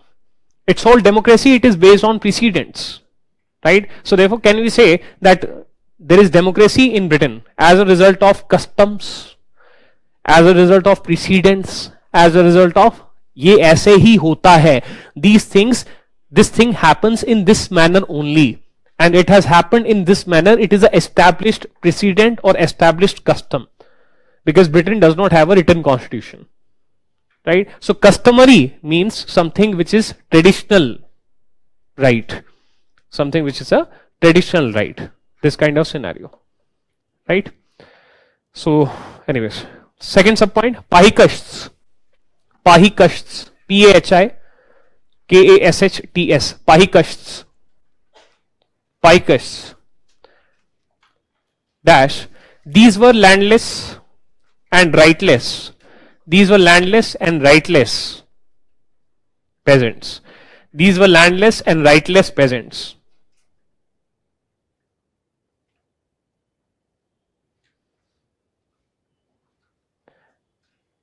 Full stop. Did not have occupancy rights, did not have occupancy rights as were, did not have occupancy rights as were vagrant peasants, did not have occupancy rights as were vagrant peasants, did not have occupancy rights as were vagrant peasants. Vagrant, Banjare, that is people who cultivate, vagrant peasants, that is cultivated different pieces of land, that is cultivated different lands, that is vagrant peasants, that is cultivated different lands in different seasons, that is cultivated different lands in different seasons, cultivated different lands in different seasons, different seasons, right? So they are the poorest of the poor, right? Next, write down ijaradari system, ijaradari system. Next heading is ijaradari system. हाँ जी, नहीं तुम रुक जाओ पहले, इधर से कोई पूछा था, someone was asking out. Yes,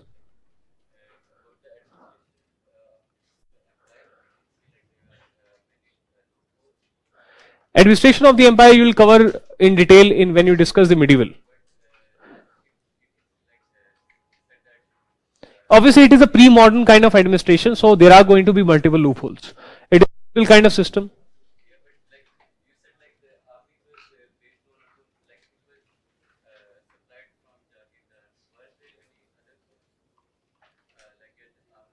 Were there any other sources of getting the army? The king can maintain his own army also, some small army, but the proper force, it will be coming for the empire from the Jagirdars. Obviously, the king will maintain some personal troops also, some own army also he can maintain. Right? For example, he can use the land revenue from the Khalisa land to maintain some own private army also. Hanji. हाँ हाँ.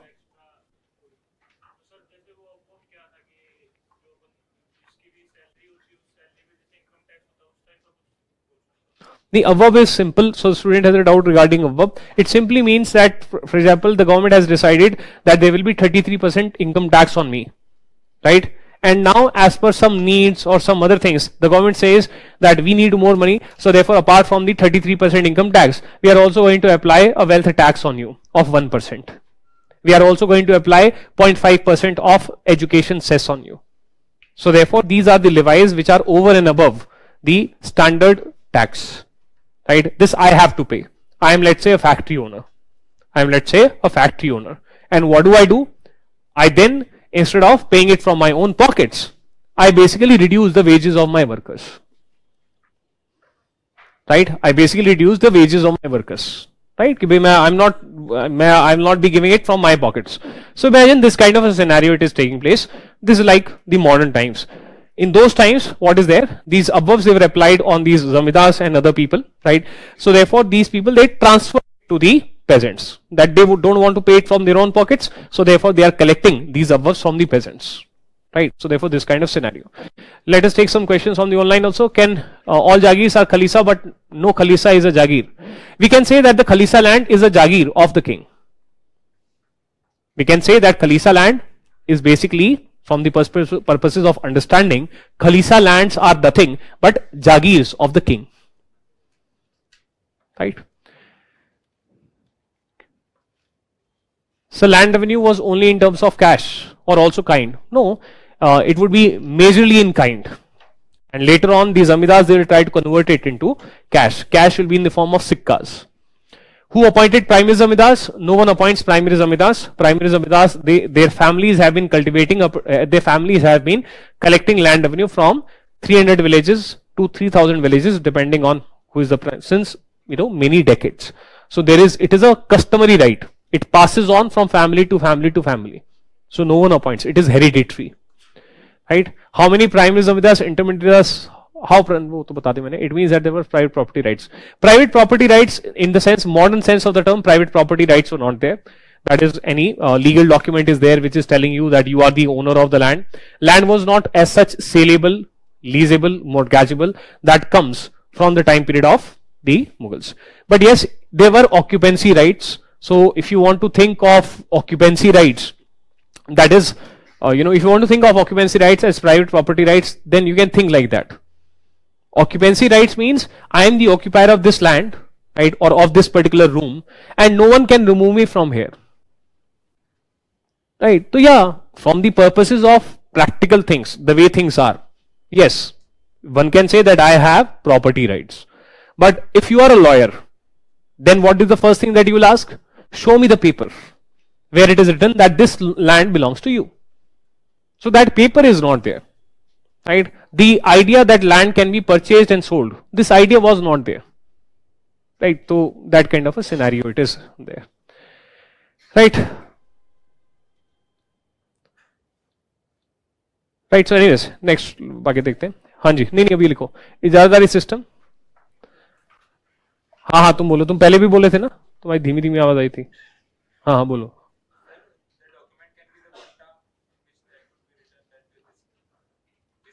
Later on, the patta system, it became, in the modern times, the patta system became the land records.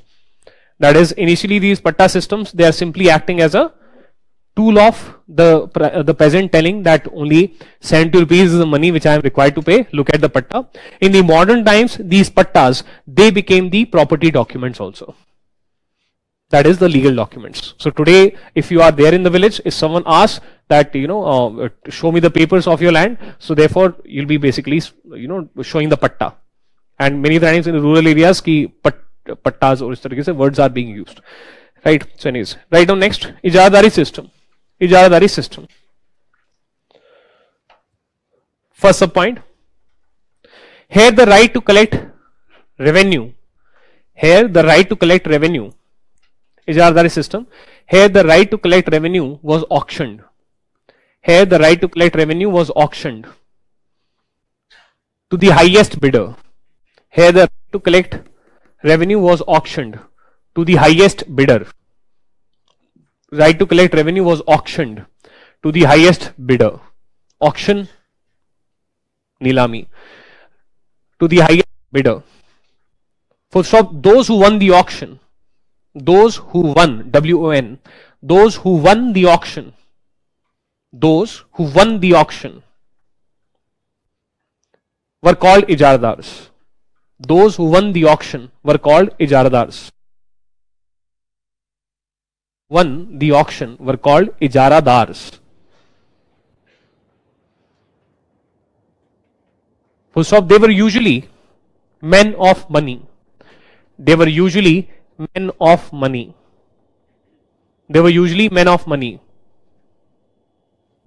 like merchants and money lenders.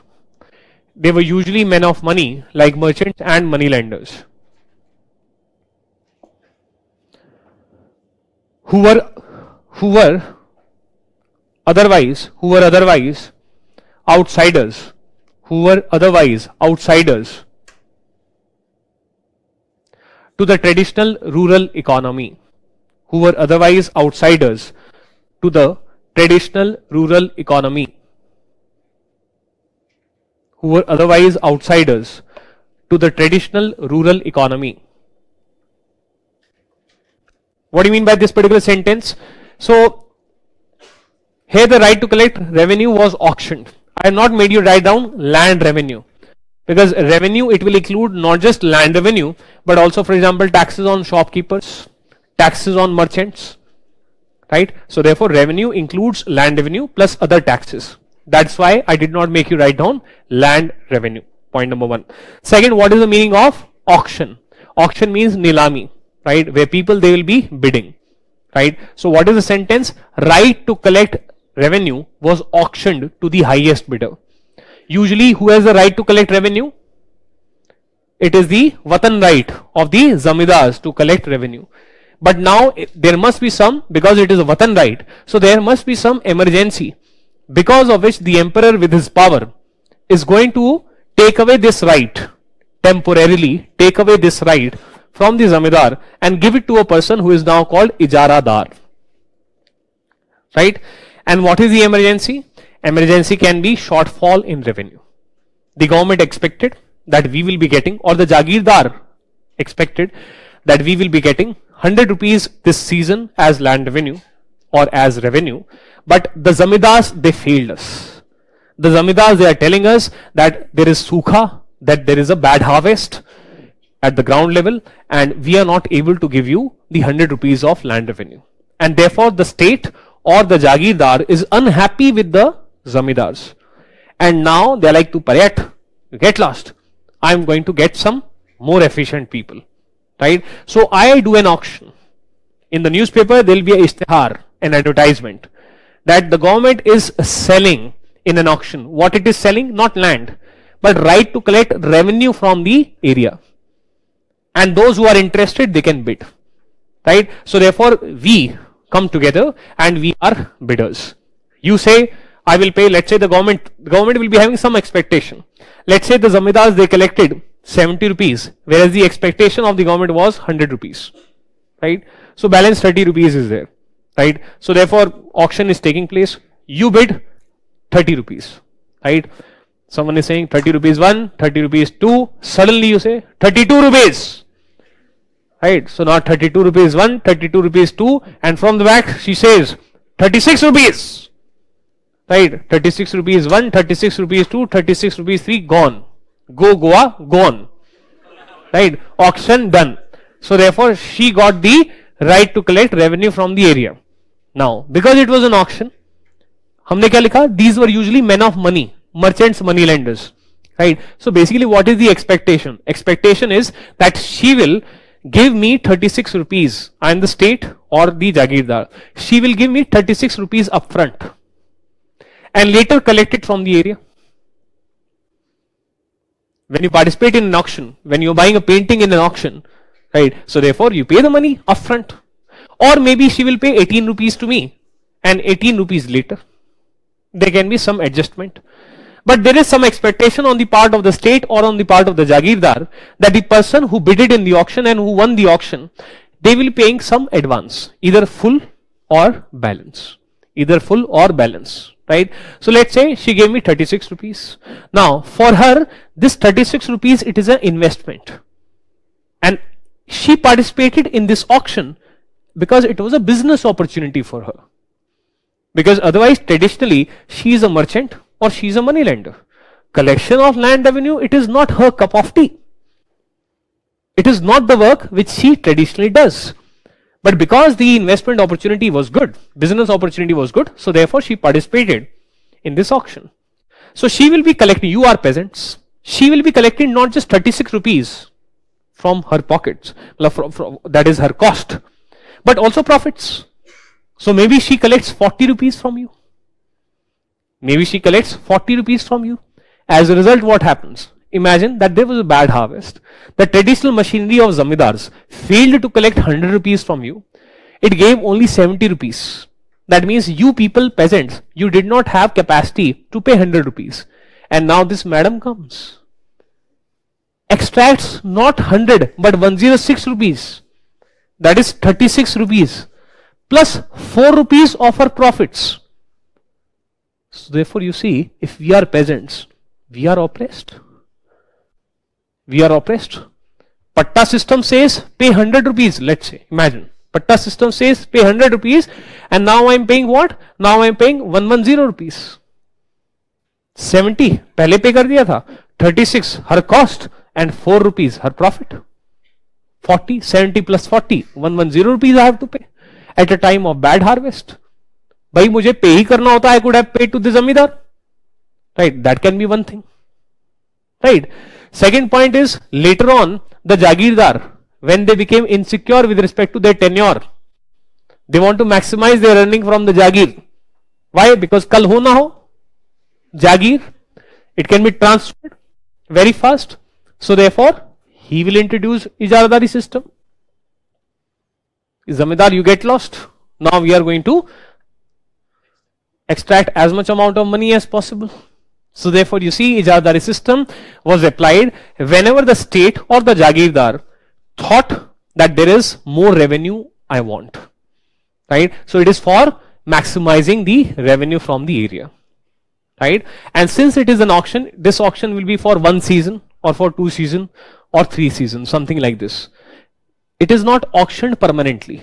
So therefore once 3 seasons pass, she has done her work. After that again the zamindars, they will come back to their job, right? So therefore this kind of scenario it is there. That means it is a emergency circumstances may apply karne wala instrument. And the person who is getting this opportunity to collect revenue, he is called Ijaradar. And therefore it is called Ijaradari system, right? Now imagine, right? Now imagine you are a Jagirdar, right? And you applied, you are a Jagirdar and you applied Ijaradari system. You looted us like anything. Your Ijardars looted us like anything. We guys, we had some hope that maybe if we will talk to the king, maybe he will help us. Maybe he will help us, right? That is the scenario. Now imagine some of us, the online students, they were cultivators in the Khalisa lands. And imagine if the king applies Ijardari system even in the Khalisa lands. Then what happens? There was some hope from the king. But now our protector himself has become our looter, destroyer. Je rakshak te bhakshak. Je rakshak te bhakshak. Right? So therefore you see, ye to ati ho gayi. And will this not contribute to the unpopularity of the Mughals among the people? That even in the Khalisa lands you are applying Ijardari system. चलो मान लिया लालची था, इसकी आंखों में लालच है, This person has greed in his eyes. Right? He was a Jagirdar. Right? Singing kal hona ho. Jagir. So therefore did over extraction. We had some hope because the state unity, the state people have expectations from the state. That state will be just. That state will be kind. And when the state itself starts applying Ijaradari system in the Khalisa lands, so therefore that becomes very, very negative. That becomes very, very negative. And the chances of we revolting against the king will increase. Right? So anyways, next I know.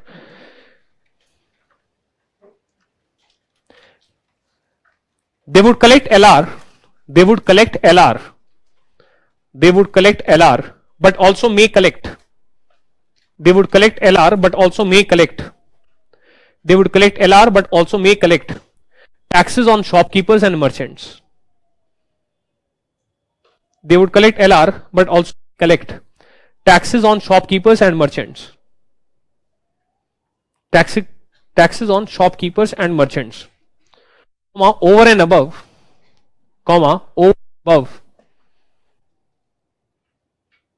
investment they made, over and above investment they made for winning the auction, over and above the investment they made for winning the auction,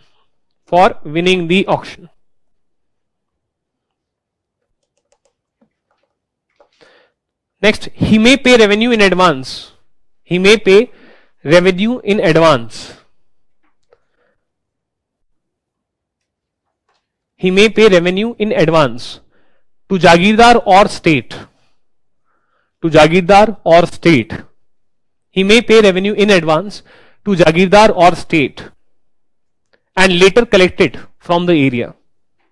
He may pay revenue in advance to Jagirdar or state and later collect it from area. And later collected from the area.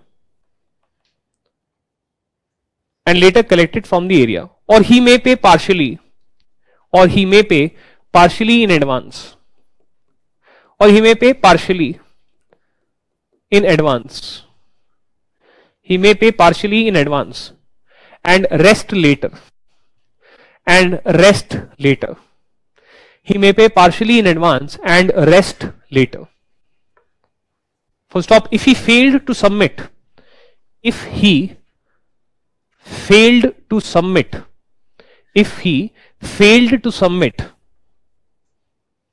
agreed amount,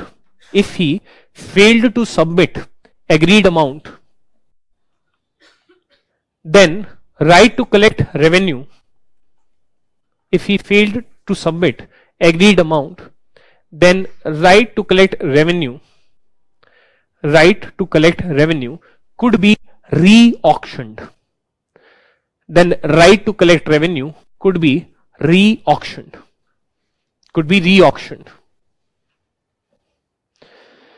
Next, Shahjahan 2858. Now in spectrum it is not written, but what I am making you write down, it is true. Right? Shahjahan 2858. AC बंद करवाना है. अच्छा, थोड़ा शायद ज्यादा ठंडा कर दिया उन्होंने, थोड़ी देर बंद करा दो. ठीक है, कोई नहीं, अभी ब्रेक दे रहा हूं. तो शाहजहां 2858 पर थोड़ा और कंट्रोल बस. Shahjahan 2858 introduced. Shahjahan 2858 introduced ijaradari system. Shahjahan 2858 introduced ijaradari system. Introduced Ijaradari system. Plus it grew, GREW, plus it grew at the rate money during, plus it grew at the rate AZ 5807, plus it grew at the rate AZ 5807, at the rate money during the time period of, right, at the rate AZ 5807. जहाँ tension आ रहे हो तो लिख दो during AZ 5807, at the rate, it simply means at the rate, during AZ 5807, plus spread rapidly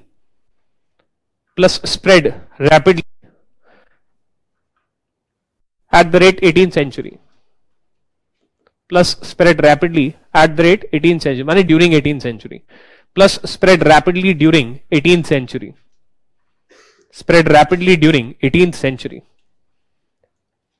Example, it was introduced by Jahandar Shah 1213. Example, it was introduced by Jahandar Shah 1213. Example, it was introduced by Jahandar Shah 1213. In brackets 1712-13. Jahandar Shah 1213. In brackets 1712-13. Before you get used to it. 1712-13. In Punjab and Bengal. In Punjab and Bengal. It was introduced by Jahandar Shah. Example, it was introduced by Jahandar Shah 1213 in Punjab and Bengal. Plus later in Awadh and Hyderabad. Plus later in Awadh and Hyderabad. AWADH. In Awadh and Hyderabad. Later in Awadh and Hyderabad.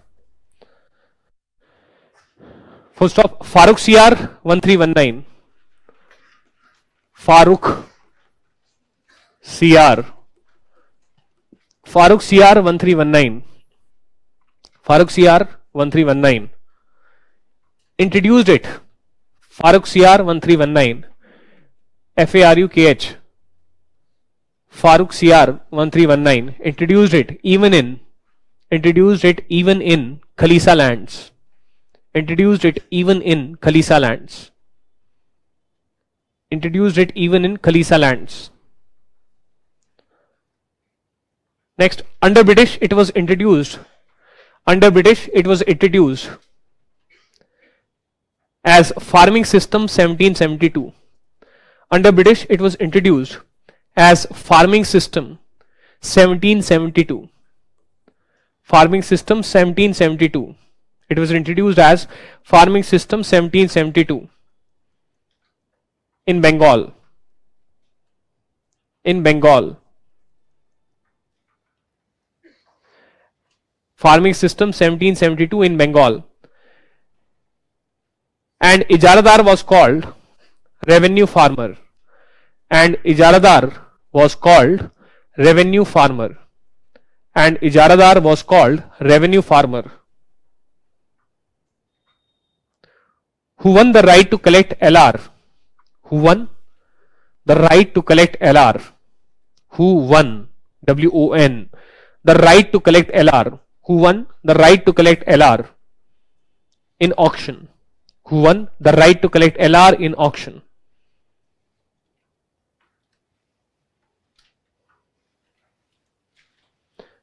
Next point.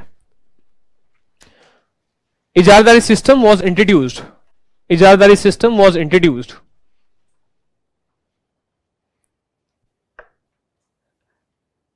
when there was shortfall of revenue collection. When there was shortfall in revenue collection. When there was shortfall in revenue collection.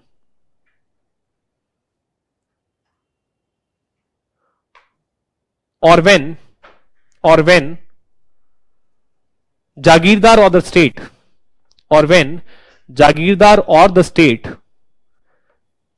wanted to maximize, or when Jagirdar or the state wanted to maximize, or when Jagirdar or the state wanted to maximize LR collection, wanted to maximize LR collection, wanted to maximize LR collection. Right? Next heading, write down.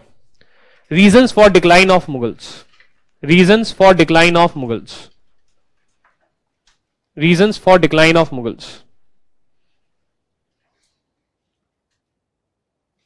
Underline this. Underline this. इसके नीचे एक junior heading. Role of Aurangzeb 5807. Role of Aurangzeb 5807. Role of Aurangzeb 5807. Right? So you can call it Roman 1. मतलब इसका heading कुछ लिख दो ना, कुछ numbering कर दो, multiple things are going to be there. So we'll meet after the break of 10-11 minutes and we'll discuss the reasons for decline of Mughals. Now our topic will begin properly. Was there any difference in the amount paid as land revenue by peasants and milkiyat paid by this and milkiyat paid by the zamindars? Milkiyat is the land. Land revenue from milkiyat paid by the zamindar should be the right question. No, it will be the same. Aboves, can you explain once? So I have tried to explain it a couple of times. So aboves, there is so standard land revenue के ऊपर जो चीज आप additional लगाना चाह रहा है state, that is called above, and it is applied on the zamindars. Zamindars, they are, instead of paying it from their own pockets, they are trying to extract it from the peasants. So this cess did not go to the ruler or the jagirdar. No, it will be going to the ruler or the jagirdar, right? Just that it is right now going to the zamindar, and zamindar has to pay whatever additional levy is there, right? So is it that zamindar is not bearing any additional cost, he is passing on that cost to the lower person. For example, it is simple. For example, petrol prices, right? So for example, let's say the government applies some additional cess on the petrol prices. So the oil marketing companies, that is the petrol pumps, instead of paying it from their own pockets, they increase the prices of petrol and extract it from us, right? So therefore, imagine that there is some petrol is for, let's say, 70 rupees per litre, and now the government says that oil marketing companies, they have to pay an additional cess, right? So therefore, oil marketing companies, instead of paying it from their own pockets, they increase the price of petrol from 70 rupees to, let's say, 72 rupees and extract it from us and then pay it to the state. So therefore, that kind of scenario. Voice is breaking. Abhi to, I hope. Is Kisan term is there in that timeline? Pata nahi bhai. Is Mansabdari is like Iqtidari? Pata nahi bhai. Jagirdari system is similar as feudal. Yeah, Jagirdari system, it is feudal. It is feudal. Anything. So what is the meaning of the word feudal? Anything which is old and negative. Anything which is old and negative, old and backward, that is called feudal. For example, what is feudal polity? Opposite of modern polity. Modern polity, it is based on democracy, right? So in the older times, there was no democracy but absolute monarchy. So therefore, it becomes a feudal polity. Modern economy, it is based on capitalism, right? Old economy, it was based on, well, it is called feudal economy, right? So anyways, मतलब वो फिर ज़्यादा लंबी discussion हो जाएगी, but something which is old and feudal. Who issued the pattas? So pattas, they are issued, it's not a technical system, but pattas are there. They are there, obviously the emperor will be the person who will be deciding this. So middle वगैरह में आप पढ़ोगे, Todormal, etc. They did survey and they identified that how much amount of land revenue will be paid by every person. So it is issued by the state. Sir, Jagir plus Khalisa is equal to all area of the kingdom or different? Khalisa and Jagirs are only cultivable lands. No, Jagir and Khalisa, they are overall, right? So I mean, yeah, Jagir and Khalisa, they are the overall lands from where the land revenue it is coming. So cultivable, whether the land which was non-cultivable, whether it was part of a Jagir or not, so वो थोड़ा सा देखना पड़ेगा, because ultimately the focus is land revenue. Ultimately the focus is land revenue. So there is a piece of land which is non-cultivable. So therefore उसका कोई फर्क नहीं पड़ता, मतलब it does not matter then, because it is of no use, right? So therefore if there are mountains, right, if there are mountains where the no cultivation is taking place, the state is as such not interested. Fine, those mountains, they can be in my kingdom, but they are of no use, right? To think of them as, you know, fine, they can be part of Jagir, but usse kuch aa to raha nahi hai. They can be part of the Khalisa lands, fine, right? So utility wise, तो वो आप देखना medieval में. Was the intermediate zamindars keep commissions from the Khalisa land too? Yes. If they are providing a service of land revenue collection, be it the Khalisa land or be it the Jagirdari land, they are providing a service to you, they will be keeping their commissions. You are simply giving a service, and therefore it is like a security guard. Sir, a security guard which is present in Vision IAS, does he get salary? Sir, a security guard which is present in North Block, does he get salary? But he providing a service to you, he will get salary. Why not? Right? Who started this Mansabdari system? Akbar 5605. ये आपने लिखा है खुद से, किरण. ये तो लिखा ही है आपने. Sir, state issues pattas to the peasants. Yes. Bidding is not about the expected total amount of collection. Bidding is, so basically the state will be deciding that what is the amount of revenue. The state can decide even, let's say, less than 100. Let's say the state is conscious. State feels that fine, the peasants, they will not be able to pay 100 rupees, which is the expected land revenue amount, because a bad harvest is there. So maybe they keep the floor price of the auction not at overall 100 rupees. Let's say maybe at 85 rupees, or let's say maybe at 80 rupees. Zamindars, they collected only 70. Now we are doing additional auction for balance 15 rupees. That is a prerogative of the state. That how much amount, so unki marzi hai that how much amount of additional income they want to have, right? So zamindars, they collected 70 rupees. Now whether they want to have additional 15 rupees or they want to have additional 30 rupees, it is upon the state. that will decide. It is upon the Jagirdar, he will decide, right? Sir, there is one more land revenue system called Mehelwari system. Should we discuss it also? It will be discussed. It will be discussed under the British land revenue systems. Permanent settlement, Mehelwari farming system plus your Ryotwari system. That will be discussed later. So, what is the term royal land means? Land which belongs to the king. That is technically, legally, all land belongs to the king. Land revenue from royal land will go to the king. So, income of the king is equal to 10% of LR from the Watan Jagirs plus land revenue from the Khalisa lands or the royal lands. That is the income of the king. Plus import duties, export duties, domestic taxes on shopkeepers or others. That becomes the income of the king. Can IZ become Ijaradars? Well, it is if IZ had been able to fulfill his duty, then there would not have been any need for Ijaradar. So Ijaradars, that's why they are usually outsiders to the rural economy. That is merchants and moneylenders whose primary purpose is doing trade and lending business and not related to agriculture. Related to agriculture is those people who do cultivation and those people who collect land revenue from the cultivated produce. So that is a traditional rural economy. Zamindars, they are part of traditional rural economy. Peasants, they are part of traditional rural economy. Trade, it is separate from the rural economy. Money lending business, it is outside the rural economics, right? So that's why outsiders. How is Subedar paid? That's the maintenance army. So Subedar, yes, he is also a Mansabdar. Subadar is also a Subahadar, not Subedar, Subadar. He is also Mansabdar. He will also be having some Jagirs. So he is just like any other Mansabdar. Subadar is also a Suba. Being a Subadar is also being a Mansabdar. Being Wazir, that is Pradhan Mantri, it is also like being a Mansabdar, right? Who was Iqtadar? मुझे नहीं पता who was Iqtadar. Medieval का part है, उसको पढ़ो, ठीक? What is this mail for? Hate letters लिखने इस पे, hate letters. This mail is obviously, दोबारा अमित पूछा, आकर्ष is also asking, Amit is also asking, what is the mail for? ऐसी इस पे लिखोगे तो यूपीएससी प्राइज देगा तुमको. Basically, this email is for queries. For example, if there are some queries which I miss from the online because so many students are there, right? And there is a system in Vision IAS, and the system is that we have batch coordinators, right, who are very capable people. They answer the questions, right? But still, if there is something which even I am not able to answer, if something is there, if you feel that topic of discussion has gone forward, and now from some previous topic during time period revision, you have some doubts. So therefore, you can send any kind of query on this email, and I usually reply within 2 to 3 days, right, time, or even on the same day, depends on the workload, right? So now we come to reason for the decline of Mughals. That is now our proper topic begins. Till now what we were doing? Till now we were basically building a dictionary of concepts, right? These terms Ijardars, these terms Mansabdars, these terms Jagirdars, Jagirdari, they will be utilized for understanding the reasons for decline of Mughals. So till now we were doing nothing. We are basically building a dictionary, right? So when we discuss, Hanji.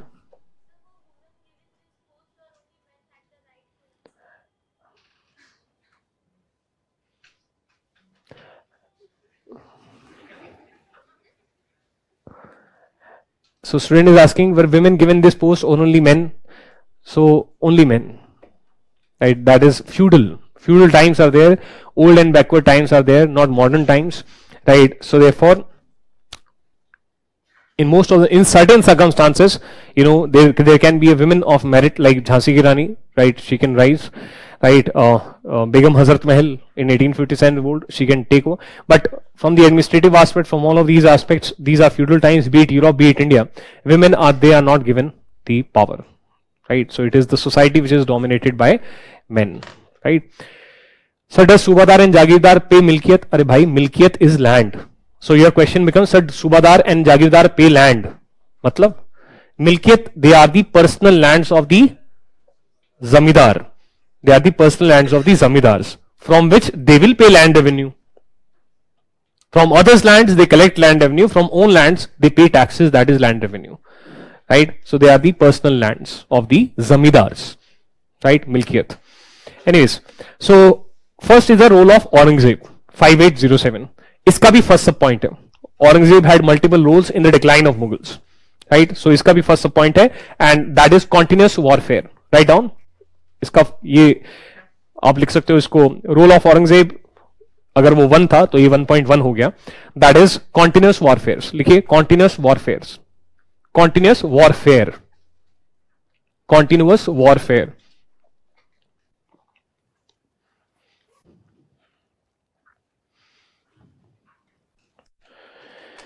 Right. So it is ironic that during the time period of Aurangzeb, the Mughal Empire reached its peak, but also seeds of decline of Mughals, it was also sown during the time period of Aurangzeb 5807. Right. So basically, what does it mean? So the Mughal Empire expanded to its peak territorially during the time period of Aurangzeb. Aurangzeb fought wars continuously. His tenure was of 50 years.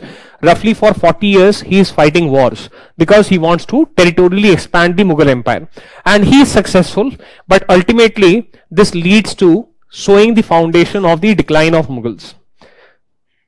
Earlier, there is a map that we discussed which highlighted the area which was captured by, so this blue area, it is the part of India which was captured by Babur. The yellow area that you see, which includes part of Afghanistan. Babur ke time pe bhi there is part of Afghanistan, Kabul, Kandahar. So this yellow area, it is the expansion of the Mughal Empire during the time period of Akbar 5605, that is 1556 to 1605. And this pink area that you see, it is the area which is brought under the Mughal Empire by Aurangzeb 5807, that is 1658 to 1707. So therefore, the Mughal Empire expanded broadly in 3 phases: during Babur, the originator, then during Akbar, 50-year period, then again Aurangzeb, 50-year period. Roughly that is the scenario, right? However, so see, territorial peak it is reaching. However, the seeds of decline, they were also sown here, right? And one of the reason was, for example, continuous warfare, right? Wars, they are basically, they require huge amount of expenditure. For example, today if Pakistan fights a war with India and both countries are fighting with their full force, right, then Pakistan will be exhausted in 1 week. After that, it will have no money to fight war. Wars, they are hugely expensive. One of the reasons why India became independent was the opportunity created by the international events. 3 economic events took place. World War I, 1914-19, Great Depression, 1929. You remember the 2008 financial crisis? So Great Depression 1929 is mother of all crises, right? You can multiply by 10 times the 2008 crisis. So Great Depression, it was world over depression, right? 1929. And then World War II, 1939-45. So therefore from 1914 till 1945, roughly 31 years. In these 31 years, 3 big important economic negative events took place. That means 1 event per decade took place. And therefore, the colonial powers, they became very, very weak in these 3 decades. And therefore, decolonization began after the World War II. And that is the contribution of the international events with respect to independence of India, right? And out of these 3 events, 2 are wars. Wars, they are very, very expensive, right? In the modern times, they are expensive. In those times also, they were expensive, right? So if there is a person who is fighting these wars continuously for 40 years, will it not weaken the Mughal Empire economically? And if today you are weakened economically, tomorrow will you have money to maintain a large army? Answer is no. And in those times, who is the person who is able to establish a kingdom? The person who has army. Democracy is not there. Today, power changes after every 5 years because elections are there after every 5 years. Today, it is not that Indian National Congress or Congress has launched a guerrilla warfare against BJP. And Bahan Kumari Mayawati is coming on elephant. And Samajwadi Party people are coming on cycle. Right? So therefore, this kind of scenario, it is not there. It is democracy that we have. But in the pre-modern times, you will be able to have a kingdom only if you are militarily powerful. You will be able to overthrow others' kingdoms if you are militarily powerful. You will be able to preserve your kingdom if you are militarily powerful, right? And if there is, for military, money is required. And if for 40 years you are continuously fighting wars, Yes, you will be doing territorial expansion, but you will be spending such huge amount of money that your future finances are going to be in turmoil.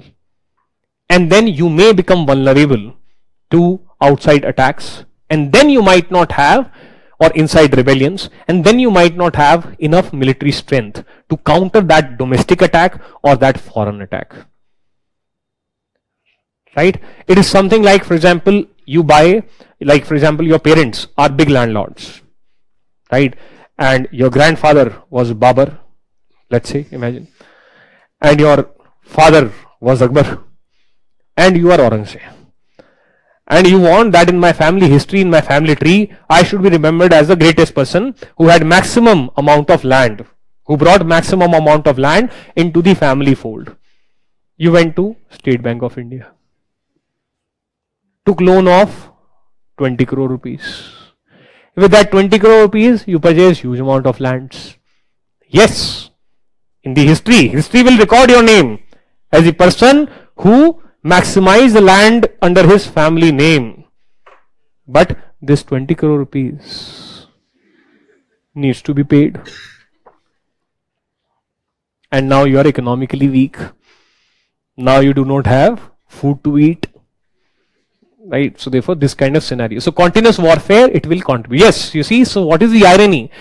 That yes, because students usually get confused. That sir, in the book it is written that during the time period of Aurangzeb, Mughal Empire reached its peak. But then sir, it is also written that decline of Mughals began during Aurangzeb. So sir, what is true? Statement number 1 or statement number 2? Both are true. Just we need to apply some mind. So when you say during the time period of Aurangzeb, Mughal Empire reached its peak of power. So what is power? Power is economic power, right? From the perspective of state, economic power, military power, territorial power, that is how much amount of territory that you have under you, right? Social power, right? From the perspective of state, it is reaching its territorial peak. When you say Mughal Empire reached its peak during Aurangzeb, technically correct is territorial peak, right? But territorial peak is just one aspect of your power. What about the social power? What about the economic power? They will come down, and therefore your net power is now shaking, right? It is now shaking, right? This is what is going to happen. Second point is what? So therefore it hurt the economy of the Mughal Empire. In future it will not be able to maintain large army, or it will be tough to maintain. Third point, 40 years of warfare. This will also prove to be an economic burden for the Mansabdars, because it is the Mansabdars who provide army for these wars. As per my Sawar, I need to provide army, right? Let's say the online students, I provided them as the army, right? War is fought. The online students are exhausted. Online students are exhausted. Now Aurangzeb says that where is next 1500 army? Why? Because my Sawar is 1500. So therefore I would say, sir, they're exhausted. So the Aurangzeb will say, Bhaiya, you have to provide me army as per Sawar. अब तुम बताओगे कि हम लड़ाई लड़े ना लड़े. Now you will tell us whether I'll fight war or not. I am fighting war. You have to provide army as per Sawar. So therefore, again making it official. So if the soldiers in the war provided by a Mansabdar die, or they are wounded, it is still the responsibility of the Mansabdar that whenever the king commands, that much amount of army has to be given. So fresh recruitments have to be made. Fresh horses have to be bought. So therefore, economic burden on the Mansabdar will increase. Economic burden on the Mansabdar will increase.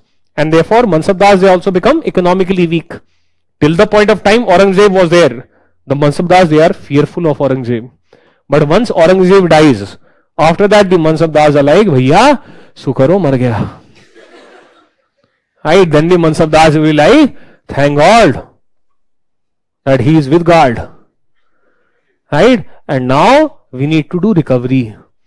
Now we will do military corruption. Now I will not maintain army as per my Sawar. If from my Jagir I am getting 100 rupees, of which only 40 is my personal salary, I am going to keep 80 as my personal salary and 20 as corruption. right? Well, 20, I'll maintain army only of 20 rupees, not of 60 rupees. Why? So much amount of expenditure has been done by my family, right? So therefore now it is the time for recovery. So therefore you see, this is how the Mughal Empire is getting weak militarily. That is, now there is the Mansabdars, they want to do military corruption because they have been drained of wealth. Because they have been drained of wealth, right? So therefore this is the component, right? Plus, for example, you took loan of 20 crore rupees. You had an expectation that out of these 20 crore worth of land, some agricultural income will come, right? Some flats were also there, so some rental income will come. You thought that you will do some resale also, right? But those plans failed, and now you are not able to pay those 20 crore rupees. The bank comes and seizes all your property. So what was the use of making this investment? The point is, if you make an investment from the economic perspective, war is an investment. Forget the territory part, forget the everything part. War is an economic investment. And if there is no return on investment ultimately, then all the effort goes to waste. So after the death of Aurangzeb, even before the death of Aurangzeb, by 1705 the Marathas, they started defeating the Aurangzeb's army. Here if you notice, the Marathas, they are temporarily under the control of Mughals. But Marathas, they are fighters. And they take revenge. And from 1705, they start winning against Aurangzeb. And look at this map of, this is around 1705 or whatever, 1700s, right? This is the territorial peak. Similarly, in this map also, all the shaded part is the Mughal Empire at its peak, that is territorial peak. Marathas, they are under the Mughals temporarily. This is 1700s, 1795. All the pink part of Aurangzeb becomes orange. Except for this Hyderabad, all the pink part which was captured by the Aurangzeb becomes orange in this map. This is 1795. So therefore 40 years of expenditure, ultimately bearing nil bata sannata, ultimately giving you zero. Why? Because ultimately you lost everything. So therefore, as a Mughal Empire, whatever expenditure you did, whatever lives were lost, whatever animosities that you gathered, ultimately it is all futile. Because ultimately that territory could not stay with you. Ultimately, Marathas, they took over that territory. So kahe kiya 40 years ka warfare? Why did you do 40 years of warfare? So therefore, had there been a return on investment, had this property been part of the Mughals forever or for longer period of time, tab bhi samajh mein aata that fine, you were an empire builder, you did empire building. Check my check. Check my check. Check my check. Fine, you were an empire builder and you did empire building. But what is the utility? Ultimately, that property, it is not with you.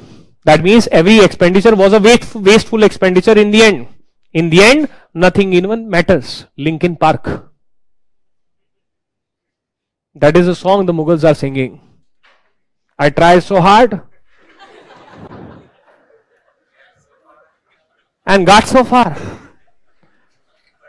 I tried so hard and got so far. But in the end, nothing even matters. That is what is happening with the Mughals. That is a song that they are singing. It is a good song. Right? So write down. Continuous warfare dash. Mughal Empire reached its territorial peak. Mughal Empire reached its territorial peak. Mughal Empire reached its territorial peak. However, seeds of decline. Seeds of decline were also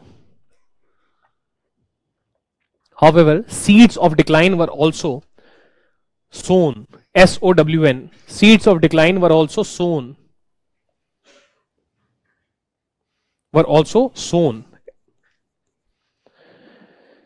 During AZ 5807, AZ 5807's reign money, tenure or rule. During AZ 5807's reign, REIGN, reign. Full stop. AZ 5807, AZ 5807 engaged in, AZ 5807 engaged in continuous warfare, engaged in continuous warfare.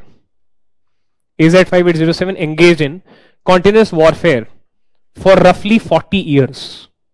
AZ 5807 engaged in continuous warfare for roughly 40 years. That drained resources, for Mughal Empire. That drained resources, नाली में चला गया पैसा. That drained resources for Mughal Empire. Drained resources for Mughal Empire due to high costs of war. Due to high costs of war. Due to high costs of war. Due to high costs of war. Full stop. These wars also hurt. These wars also hurt overland trade. These wars also hurt overland trade. These wars also hurt overland trade. Hurt. Overland trade. What is the other kind of trade? Oceanic trade. That is sea-based trade. So see, if your armies are, imagine you are in that era and horses are there, cavalry is there, men are fighting, dying. Do you think that merchants, they will feel safe to purchase goods from one part of India, make their agents travel from part A of India to part B of India, right? On the way, the soldiers, they can loot the goods also. As simple as that. Once the army is on the ground, then the civilian should stay inside the home. Right? So therefore you see, if continuous warfare is there, then will the peasants, they will be working on their fields if in their areas some war is taking place. So therefore production will also get hurt and overland trade can also get hurt. Right? And therefore domestic taxes on trade, they will get hurt. And therefore income from taxes on trade will get hurt. And therefore economy of Mughals will get hurt further. Expenditure is high and incomes are coming down. Because what is the income of the state? The taxes are the income of the state. The taxes are the income of the state. Until and unless the state itself is doing business in form of PSUs, government companies, BHEL, SAIL, GAIL. See? So all of these are government companies. Right? So until unless the state does business itself, other than that, or railways, right? Other than that, the income of the state is the taxes or sale of licenses or auction of 3G, 4G, 5G, 2G, right? These are the income of the state, right? So income is coming down. So write down, these wars also hurt overland trade due to decline in production. Due to decline in production and law and order instability. Due to decline in production and law and order instability. Decline in production and law and order instability. Full stop. Next line. These wars also increased economic burden. These wars also increased economic burden. For increased, ये वाला symbol use कर लिया करो, faster notes बन जाएंगे. Increased. In the exam you can write the full word. Increased, decreased, between, without. For faster notes making in the class. These wars also increased economic burden on mansabdars. Economic burden on mansabdars. Economic burden of mansabdars who were required to maintain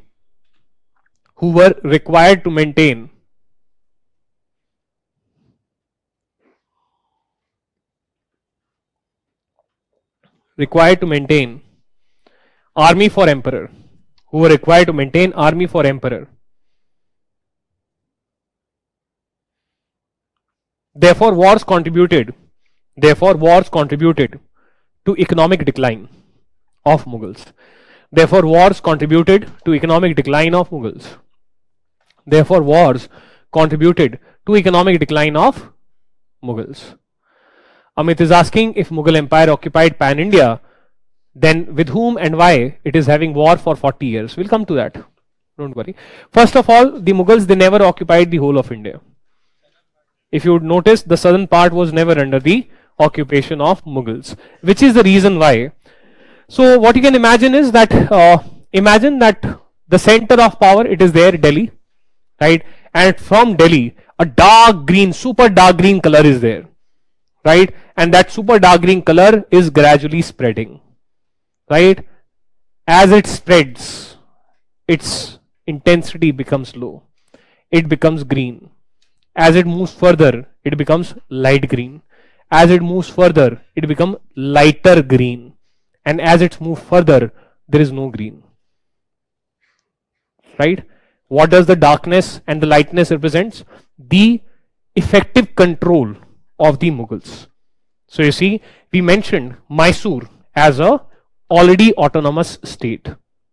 But if I look here, Mysore, it is here. Right? So it is part of the Mughal Empire. But what did I say? Start from Delhi, and as far as you move, the color keeps on become lighter and lighter. Right? Why? Because your forces are very spread out. Fine, you fought some wars and you were able to bring them under your control. And they accepted that, fine, we accept the Mughal Emperor as our emperor. But on the ground, the real power, it is still not of the Mughals. It is still of the Kingdom of Mysore on the ground. Right? On the ground, it is still under the control of Mysore. Yes, on paper they have accepted that Mughal Emperor is my emperor. Right? And by the time we reach Travancore, that is today's Kerala, there are no Mughals.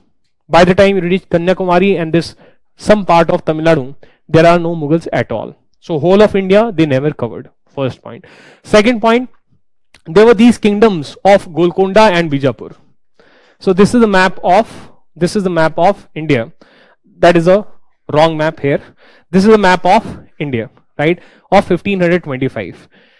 Babur, see, will be capturing the Delhi Sultanate. This pinkish part or peach part. What about the southern part of India? So there was Golconda and Bijapur. Bijapur, it has Goa also. Bijapur, it has partially the territory of Maharashtra today also, and Marathas, right? Aurangzeb will want to capture all of this area. Some part here, it is captured by Akbar. Aurangzeb wants to capture this area. Again, see, this area is the pink area. So Aurangzeb wants to capture Golconda, Bijapur, right? Now, he starts fighting. Golconda and Bijapur, they were also Muslim kingdoms, but these Muslims were not Mughals. Golconda and Bijapur were also Muslim kingdoms, but these Muslims were not Mughals. And therefore, fighting between the Mughal Muslims and the Golconda, Bijapur Muslim kingdoms. Right? So, they are defending themselves. Aurangzeb is fighting. Aurangzeb is fighting. But simultaneously, a new player emerges. Chhatrapati Shivaji. In middle of 1650s. So Aurangzeb 5807, Chhatrapati Shivaji also during his time period. Right, we'll discuss him later. He became Chhatrapati. Officially, he took the title of Chhatrapati, that is king, independent king, in 1674. But fine. So with respect to Bijapur, it became a three-way war. Chhatrapati Shivaji Maharaj also wants to take Bijapur. Aurangzeb also wants to take Bijapur. And Bijapur wants to defend itself. With respect to Golconda, it is two-way war. Golconda wants to defend itself and Aurangzeb wants to take over Golconda. Right? This kind of scenario. So therefore, you see, the Pan-India Empire, which Amit is saying, that got created when Aurangzeb defeated Golconda in 1687 and Bijapur in 1685 and then suppressed the Marathas as well. Right? But soon, By 1705, the Marathas, they did not give up fighting. They continued to fight, and by 1705, they started taking back territory. The result is this kind of a scenario. The result is this kind of scenario. Right? So Maratha kingdom, it is established here. Maratha kingdom, it is established here, and this is Maratha empire. ठीक है, तो इस चीज को हम लिखेंगे भी. So write down. We'll come to that. Who are there in the southern parts? We'll come to that. Mysore is there, Travancore is there. Those states we will discuss. सबसे नीचे Carnatic है. Carnatic is there, Travancore is there. Carnatic was earlier part of Hyderabad only. Right. So anyways, write down. AZ 5807. AZ 5807. East India Company played no part in decline of Mughals. Right. That was the question from Mr. Das. So write down. AZ 5807 wanted to capture whole of Deccan. This area, it is called Deccan. Area of south of Satpura, Vindhyas, it is called Deccan. Right. So if you divide India into half, so this area is Deccan. Maratha area, it is also Deccan. At times Hyderabad, it is also referred to as Deccan. So he wanted to capture whole of Deccan. AZ 5807 wanted to capture whole of Deccan, DECCAN, and annexed ANNEXED, and annexed Golconda, GOLCONDA, and annexed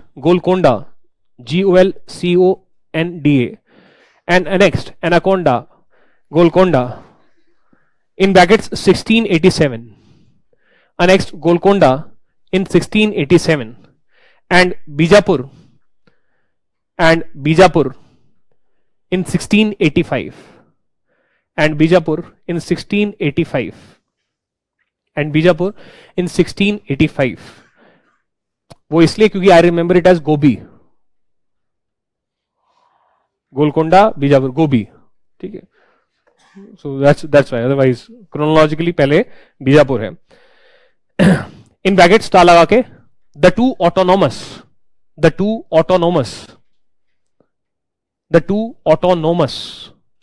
Muslim kingdoms, the two autonomous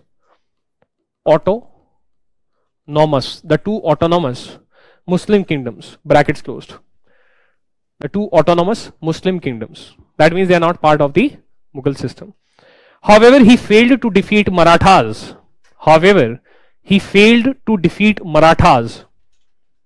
Convincingly.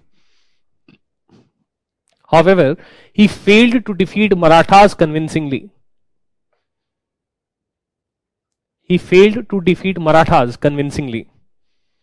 by 1705,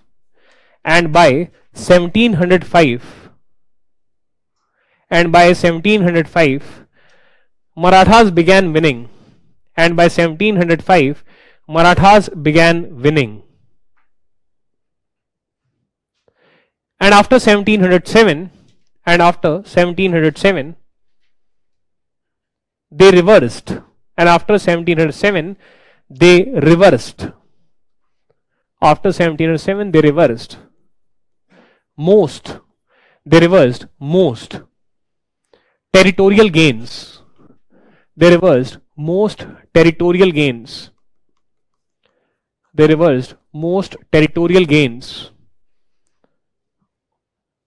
of AZ 5807. Most territorial gains of AZ 5807. In first half of 18th century.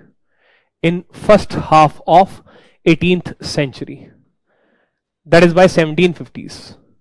In first half of 18th century, that is by 1750s.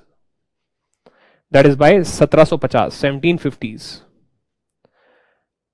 Full stop. Therefore, in the end, nothing even matters. Therefore, in the end, these wars proved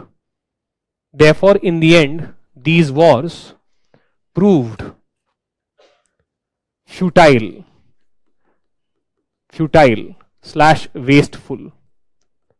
futile slash wasteful. Therefore, in the end, these wars proved futile slash wasteful slash wasteful. Therefore, Marathas became main reason. Therefore, Marathas became main reason. Therefore, Marathas became main reason. Marathas became main reason for military and territorial decline. Marathas became main reason for military and territorial decline. For military and territorial decline of Mughals. For military and territorial decline of Mughals. Because they are the ones who are taking back the most amount of territory. So if we define the empire in terms of territory, so which is the entity which is taking away the most territory? Marathas. And they will be able to take it through wars. That means they will be defeating the Mughals in wars. So military decline. Right? So military decline, which is very important for any military state. If there is no democracy, all states are military states. Right? Because they have been established not by the people, not by the nation. What is other kind of state? One is a military state. Which is a military state? State is an organization, military is military. State is an organization, military is military. State is an organization which manages the people and the land. Right? Military state, that is a state which has been set up by using war victory. Military victory, military state, right? Where the state is being able to rule continuously because of strong military state, right? Where there is no democracy, where rule of this emperor with big military is there, military state. What are the other kinds of state? Nation state. Nation means people who feel one. State is organization. So therefore an organization created by the people, a state created by the nation, a state created by the people is called nation state. In our constitution, in the preamble is written, on this day, we the people of India give ourselves this constitution. That means the nation gives itself constitution. And in the constitution, the state is defined. That is, there is going to be a judiciary. There is going to be a executive at center headed by Pradhan Mantri. At the state level headed by Chief Minister. That there will be a president as a head of the state and governor as agent of the center at the state level. At the provincial level. That there will be a bureaucracy. That there will be a legislature. State is being created. State simply does not mean Pradhan Mantri. State simply does not mean government. State includes bureaucracy, military, judiciary, legislature, executive. And how does a state functions? In line with the rules established by the constitution. In line with the laws made under the constitution. In line with the rules made under those laws. Right? So therefore, nation state, a state that is an organization which is created by the people. Right? So anyways, write down. Second point. So first contribution of Aurangzeb is continuous warfare. Second contribution of Aurangzeb is religiously divisive policies. Religiously divisive policies. Religiously divisive policies of AZ 5807. Religiously divisive policies of AZ 5807. Of AZ 5807. Of AZ 5807. Right? So basically Aurangzeb was a very religious Muslim, very Kattar Muslim, right? And there is a huge political controversy over the Aurangzeb also, right? Politicians even today they keep on fighting over Aurangzeb, right? Those which are anti-Aurangzeb, they call him a lunatic, a fanatic, right? Who converted many Hindus to Muslims, who destroyed many temples of the Hindus, right? Who applied additional taxes on Hindus, example jizya. And those who are pro-Aurangzeb or they try to defend him, they have their own arguments, right? Why are we here? We are here for UPSC, and therefore we have to do this topic and we have to be centrist in our approach. How to be centrist in our approach? That is, the domain of the bureaucrat, it is not controversy. The domain of the bureaucrat is something which is scholarly, something which is there. Now both kind of scholars can be there. So what should a bureaucrat do or an aspirant do? Find the common points between both the sides. That is there something on which those who are anti-Aurangzeb, those who are pro-Aurangzeb, both agree? Right? Both agree. And then what is the topic of discussion? The topic of discussion is decline of Mughals. Right? And the second subtopic is role of Aurangzeb. Subtopic within subtopic is religiously divisive policies of Aurangzeb. Right? And what these religiously divisive policies are going to do? They are going to alienate the masses.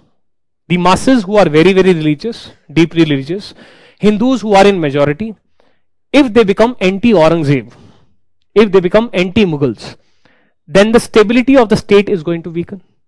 If the common man is anti-state, if the common man is anti-government, right, then the stability of the state will weaken. There can be revolts by the peasants, not just because of the Ijardari system, not just because of the economic oppression, but because the common man, he feels that our religion is under threat, that our sentiments have been hurt. Right? That is the topic. So therefore, for example, first is jizya. Jizya was an additional tax which is applied on non-Muslims. That is, if you are a Hindu, then you have to pay this additional tax. The common man is poor, and if he is made to pay additional tax, he'll feel anger. Those who are anti-Aurangzeb, they say that Aurangzeb was a Kattar Muslim, that is, Aurangzeb was a staunch Muslim, and therefore he had anti-Hindu attitude, and therefore he applied what you call as jizya. Right? That is an additional tax on the non-Muslims. Those who are pro-Aurangzeb, those who want to defend him, they say कि भाई देखो, huge amount of war expenditure was taking place, and any state would want to fund that war expenditure. So the state needed money, and that was the main reason that Aurangzeb applied jizya, and not that he was anti-Hindu. That was the main reason that he applied jizya, and not that he was anti-Hindu. So state needed money, that's why jizya was applied, not because he was anti-Hindu. Then they mention that some kind of tax was given only by Muslims also. For example, zakat is mentioned as a tax which was paid only by the Muslims. Right? So therefore, this kind of argument these people they give. Right?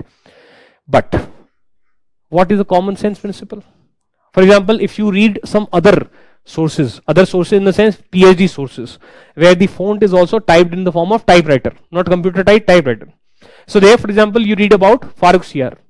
Farooq Siyar 1319 at one point of time introduced jizya. Why? The reason was given that he felt that I need to be a good Muslim, and if I do not apply jizya, then it will be anti-Islam. That means application of jizya, at least if not for all Muslims, at least for some Muslims, including some Muslim rulers, not all, but some, it was considered as a matter of religious duty by some. Right?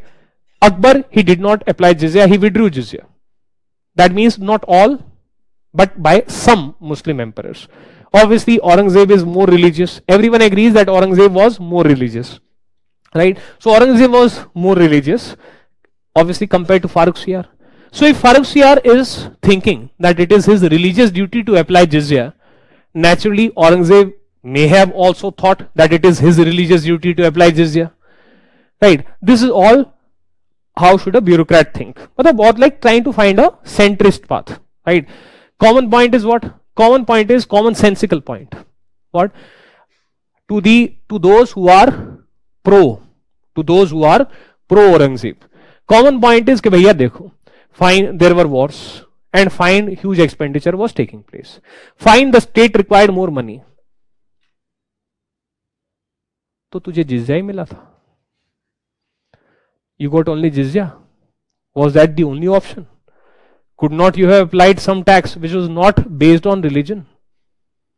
When you knew that the majority population of India, it is Hindu, right? Why are you applying religion based tax? तू कोई और tax लगा ले. You apply some other tax whose basis is not religion, whose basis is something else, whose basis is something else. Maybe the basis is that those who are big landowners, they'll pay this extra tax. Why are you applying jizya? Fine, you needed money. But for that money, do you have to do murder only? Do you have to do robbery only? You find something else which does not hurt the sentiments of your majority population. Right? So saying that as per common sense, saying that jizya was applied only because there was a requirement for more money because of the continuous warfare. Sorry, it does not cut the common sense thing. You could have applied, today government of India requires money, all the governments they require money. They apply cess, they apply education cess, they apply other taxes, they increase GST, they decrease GST, they do a lot of things. They don't apply religion based things, right? So therefore, that is the commonsensical point. Next aspect that comes into operation is that इससे एक बात ये तो पता चलती है that Aurangzeb did not care for the sentiments of the majority Hindus. ऐसा हो गया, right? And हमारा topic of discussion क्या है? हमारा topic of discussion from the perspective of UPSC is impact on the psyche of the common man. Impact on the psyche of common. तो भैया Aurangzeb, whether you applied this jizya either because you were poor because of military expenditure, or you applied this jizya because you were anti-Hindu, we the UPSC aspirants don't care. Because our topic of discussion is what? The impact on the common man. The common man will feel that because we are Hindu, so therefore jizya has applied on us. And both the sides they agree that on this particular point that application of jizya has a negative effect on the loyalty of the common man with the Mughal emperor. So therefore we focus on those aspects which are common to both of you. That is impact of jizya. We focus on our syllabus, and as per the syllabus, the common man is not going to think, he needs money for our expenditure, that's why he applied jizya. The common man thinks commonly, and he says that, see, because I am not a Muslim, therefore I have to pay this tax. As simple as that. अब वो सही है, गलत है, that does not matter. What matters is impact. And impact is disaffection in the hearts of the people towards the ruler. Right? आपने if you were not anti-Hindu, you applied it because of some other reason, it is your mismanagement of public perception. All politics is about perception. So fine, तुम करो political गलती, उसमें भाई हमें क्या है, हम तो impact, we are focus is on impact. Impact तो हो रहा, चाहे इस वजह से लगाए हो, चाहे उस वजह से लगाए तो, चाहे इस वजह से लगाए हो, चाहे उस वजह से लगाए हो, you applied it because of this reason or that reason. Our talk, our discussion is impact on the common man. The common man will feel that because I am a Hindu, therefore jizya has been applied, and he will become anti-Mughal. That's it. As simple as that. Right? So write down. Religiously divisive policies of AZ 5007 dash. They alienated the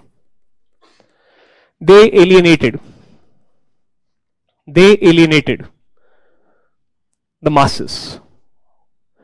They alienated the masses. Alienated माने the common man is feeling alien to you. He is not feeling associated with you. दूरियां आ गई, ये दूरियां, ठीक, distances, right? Loyalty is not there. Alienated. गुस्सा हो गए masses. Masses are angry with you. That is the meaning of the term alienated. They alienated the masses.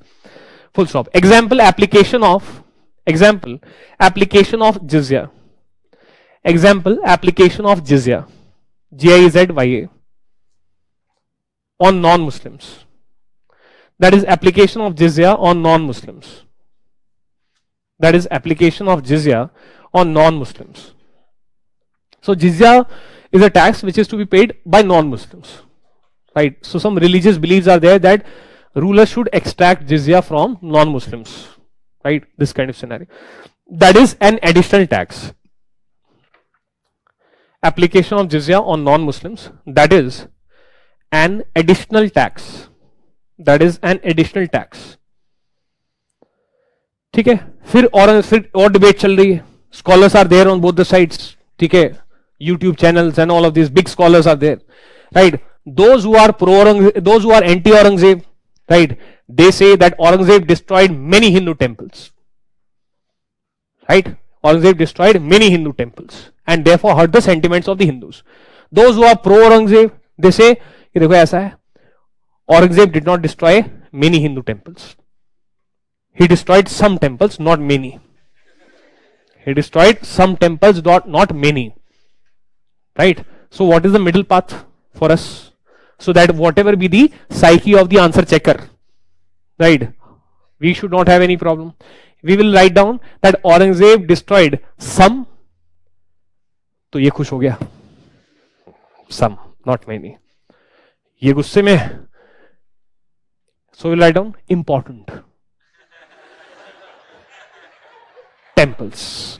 तो ये खुश हो गया, हाँ, important temples were destroyed, right? And which is a fact also. Which is a fact also. कोई झूठ थोड़ी है इसमें.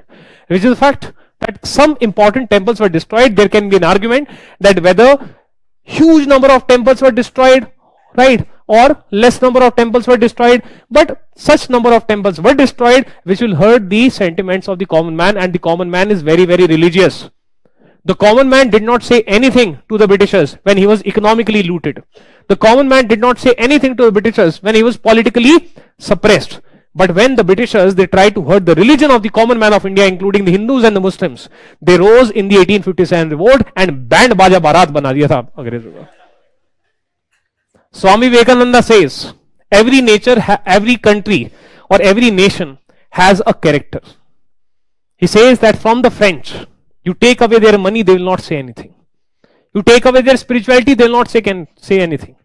But from the French, if you take away their political liberty, they will rise like the rose in the French Revolution 1789. Liberty. Liberty is very important for France. The character, as per Swami Vivekananda, of the Britishers is of a businessman. You take away his political liberty, say that there is rule of monarchy, he will not say anything. You take away his other aspects, spirituality, he will not say anything. But if you want to take away money from his pocket, he will like. And even if he gives money, he would want a say that how do you spend this money.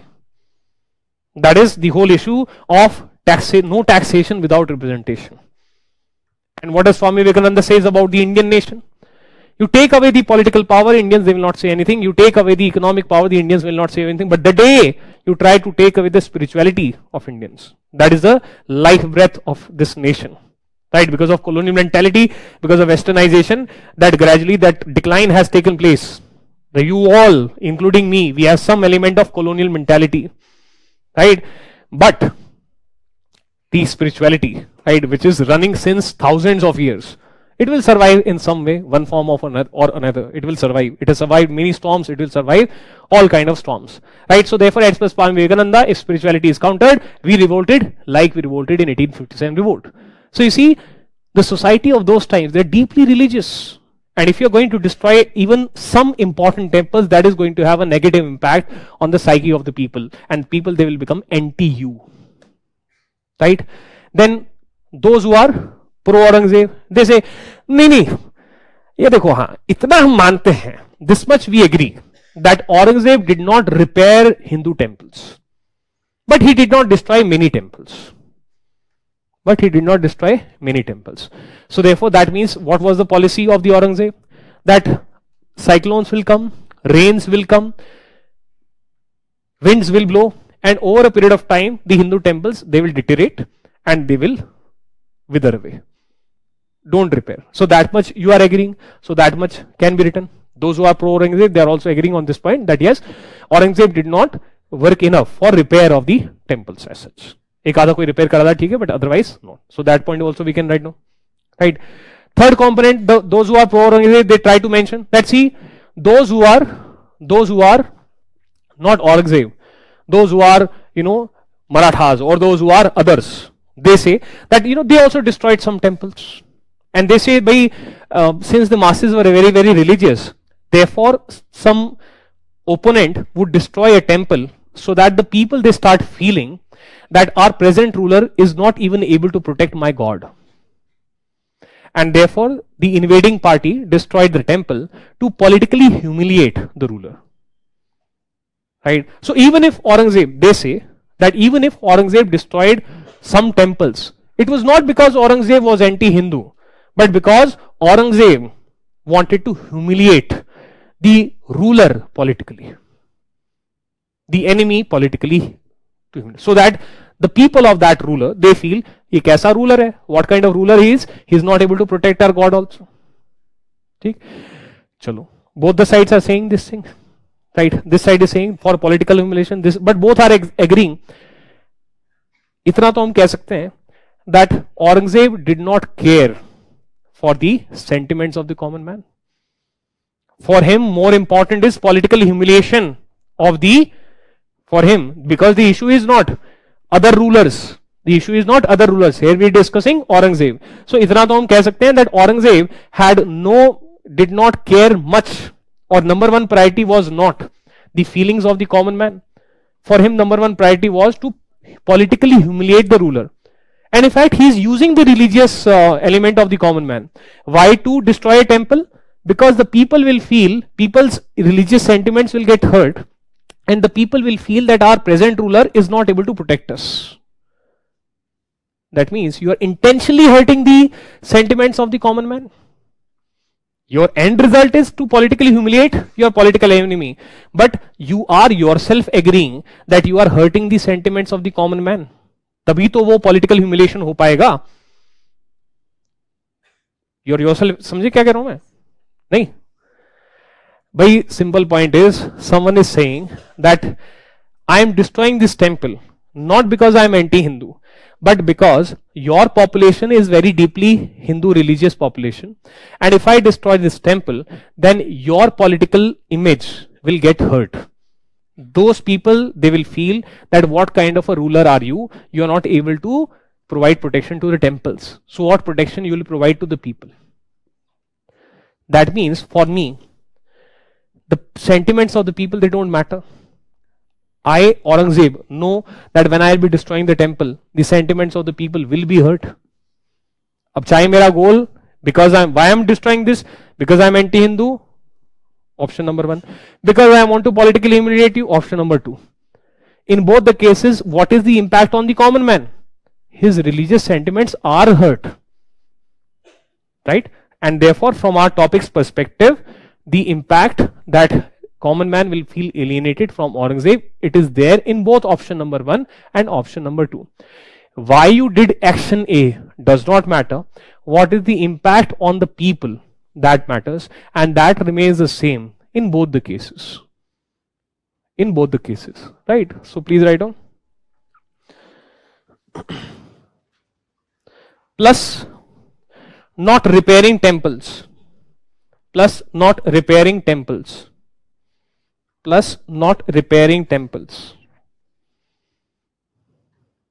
Plus, not repairing temples.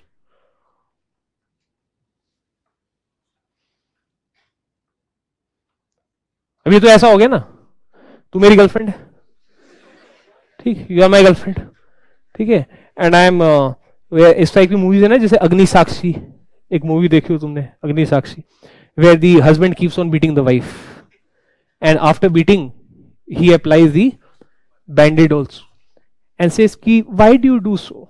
You know how much I love you. I beat you up because I love you. है? भाई, whether you did it for love or you did it for hate, impact on you is, ठीक है? So impact is impact. As simple as that.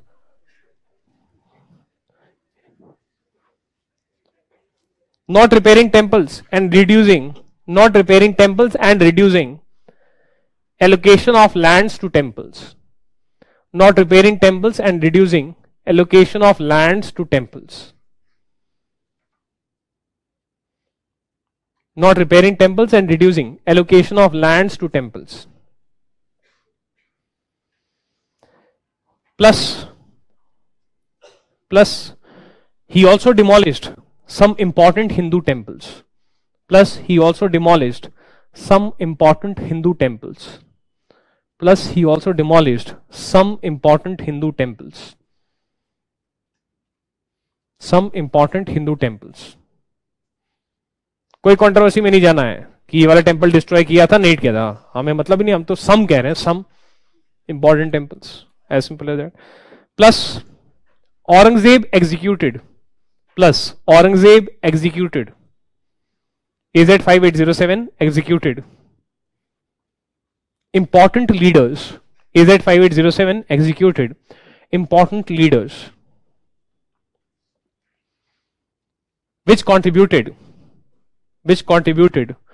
to alienation of masses, which contributed to alienation of masses, which contributed to alienation of masses, alienation of masses. Example, ninth Guru Tegh Bahadur. Example, ninth Guru Tegh Bahadur. Example, ninth Guru Tegh Bahadur.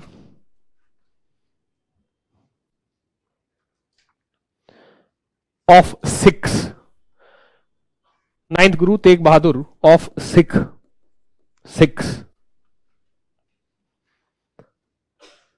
was executed in 1675. Was executed in 1675. Was executed in 1675. Plus Sambhaji,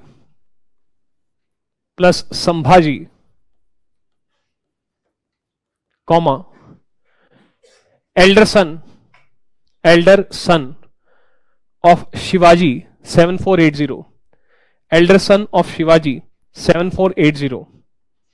Elder son of Shivaji 7480.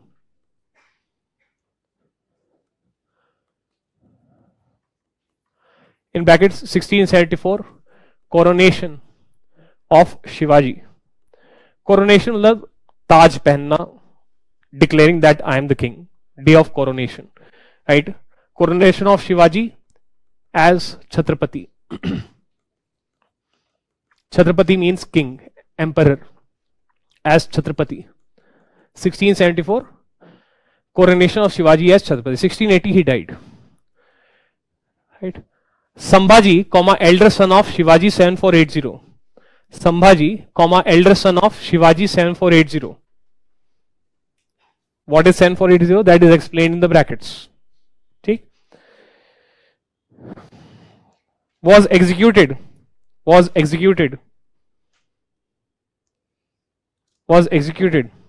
after 3 weeks of torture. Was executed after 3 weeks of torture. Was executed after 3 weeks of torture in 1689. In 1689.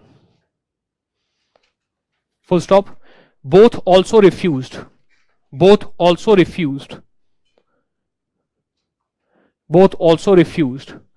conversion to Islam. Both also refused conversion to Islam. Both also refused conversion to Islam. Those who are pro-Aurangzeb, they say कि भाई Sambhaji and Guru Tegh Bahadur ji, they were given options to convert to Islam, not because Aurangzeb was anti-Hindu,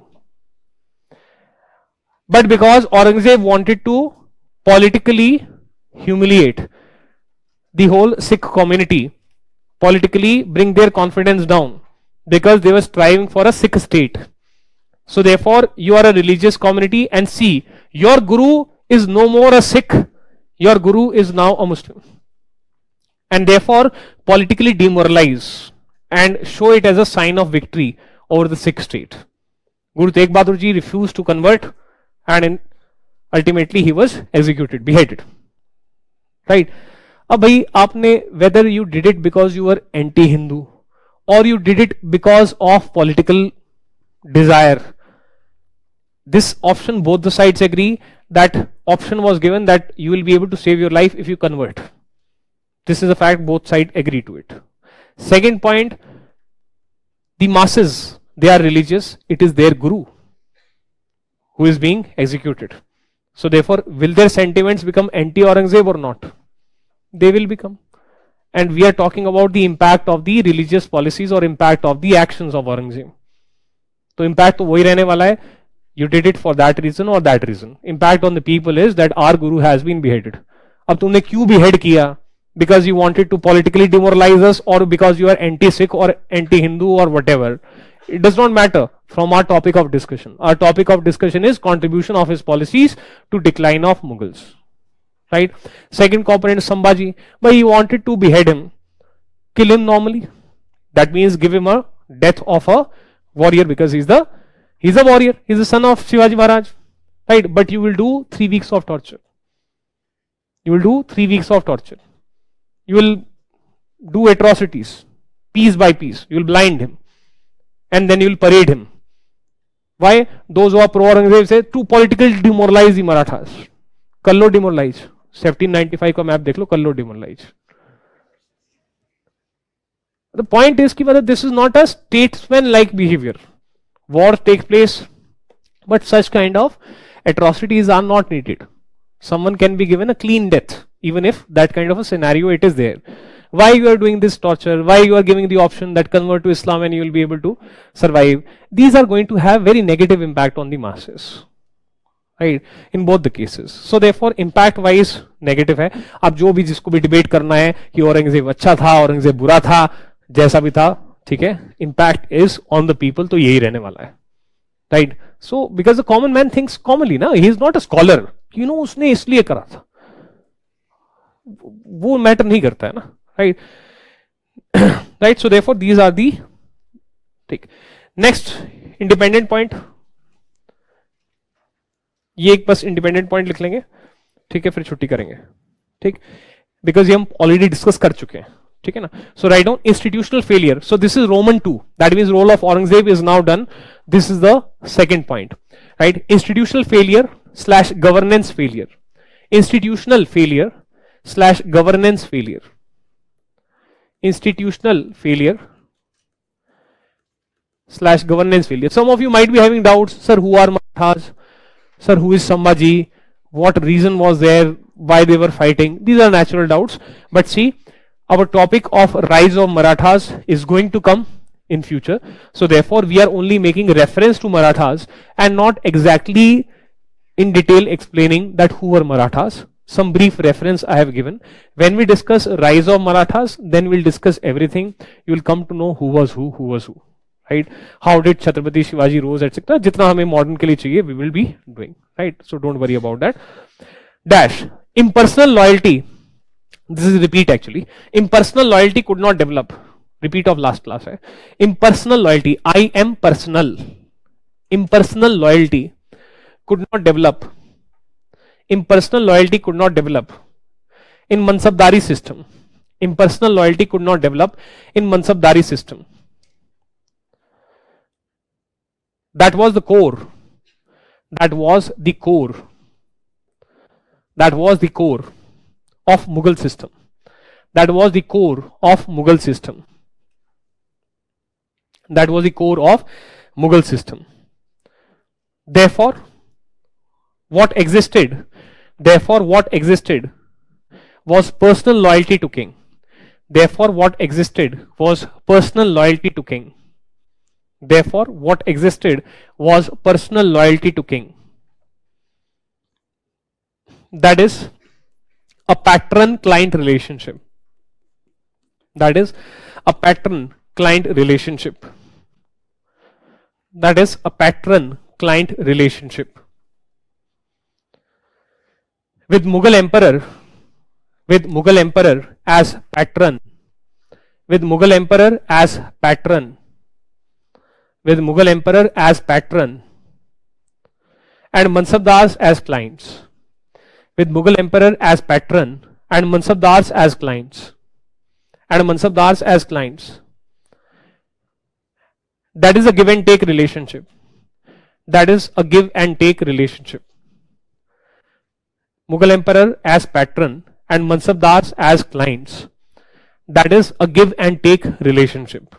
That is a give and take relationship. Where patron gave mansabs and jagirs. Where patron gave mansabs and jagirs. Where patron gave mansabs and jagirs. And in return clients gave. Where patron gave mansabs and jagirs. And in return clients gave. And in return clients gave loyalty and army. Clients gave loyalty and army. Loyalty and army. Full stop. Post AZ 5807. Post POST, post. AZ 5807, Aurangzeb 5807, post AZ 5807. There were weak Mughal emperors. Post Aurangzeb 5807, there were weak Mughal emperors who failed to maintain balance of power, who failed to maintain balance of power, who failed to maintain balance of power in Mughal court, who failed to maintain balance of power in Mughal court. In brackets, so ये पहले भी शायद हमने लिखा है. So that is like cabinet. So kings they have court, Pradhan Mantri has cabinet. Balance of power in Mughal court among Mansabdars. Among Mansabdars. Therefore failed to keep Mansabdars. Therefore failed to keep Mansabdars under control. Failed to keep Mansabdars under control.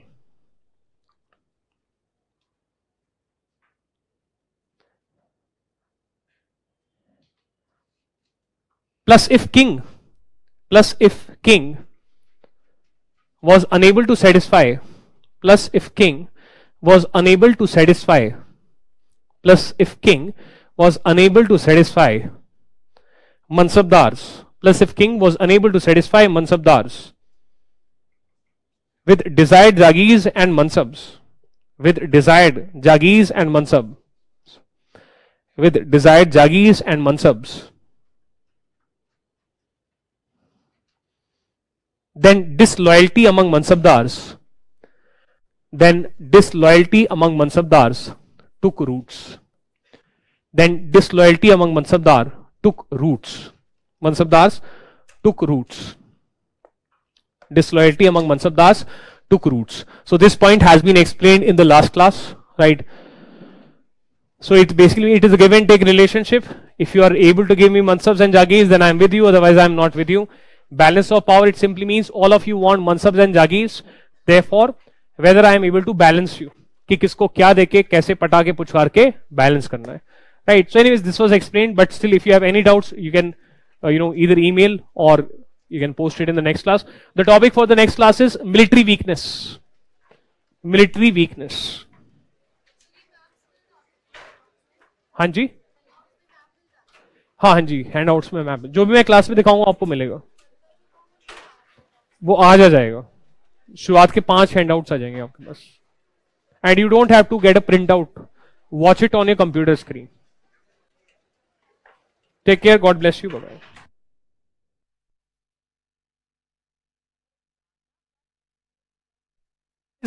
There is one small thing. एक second बुला लो यार, एक second उनको बुला लो.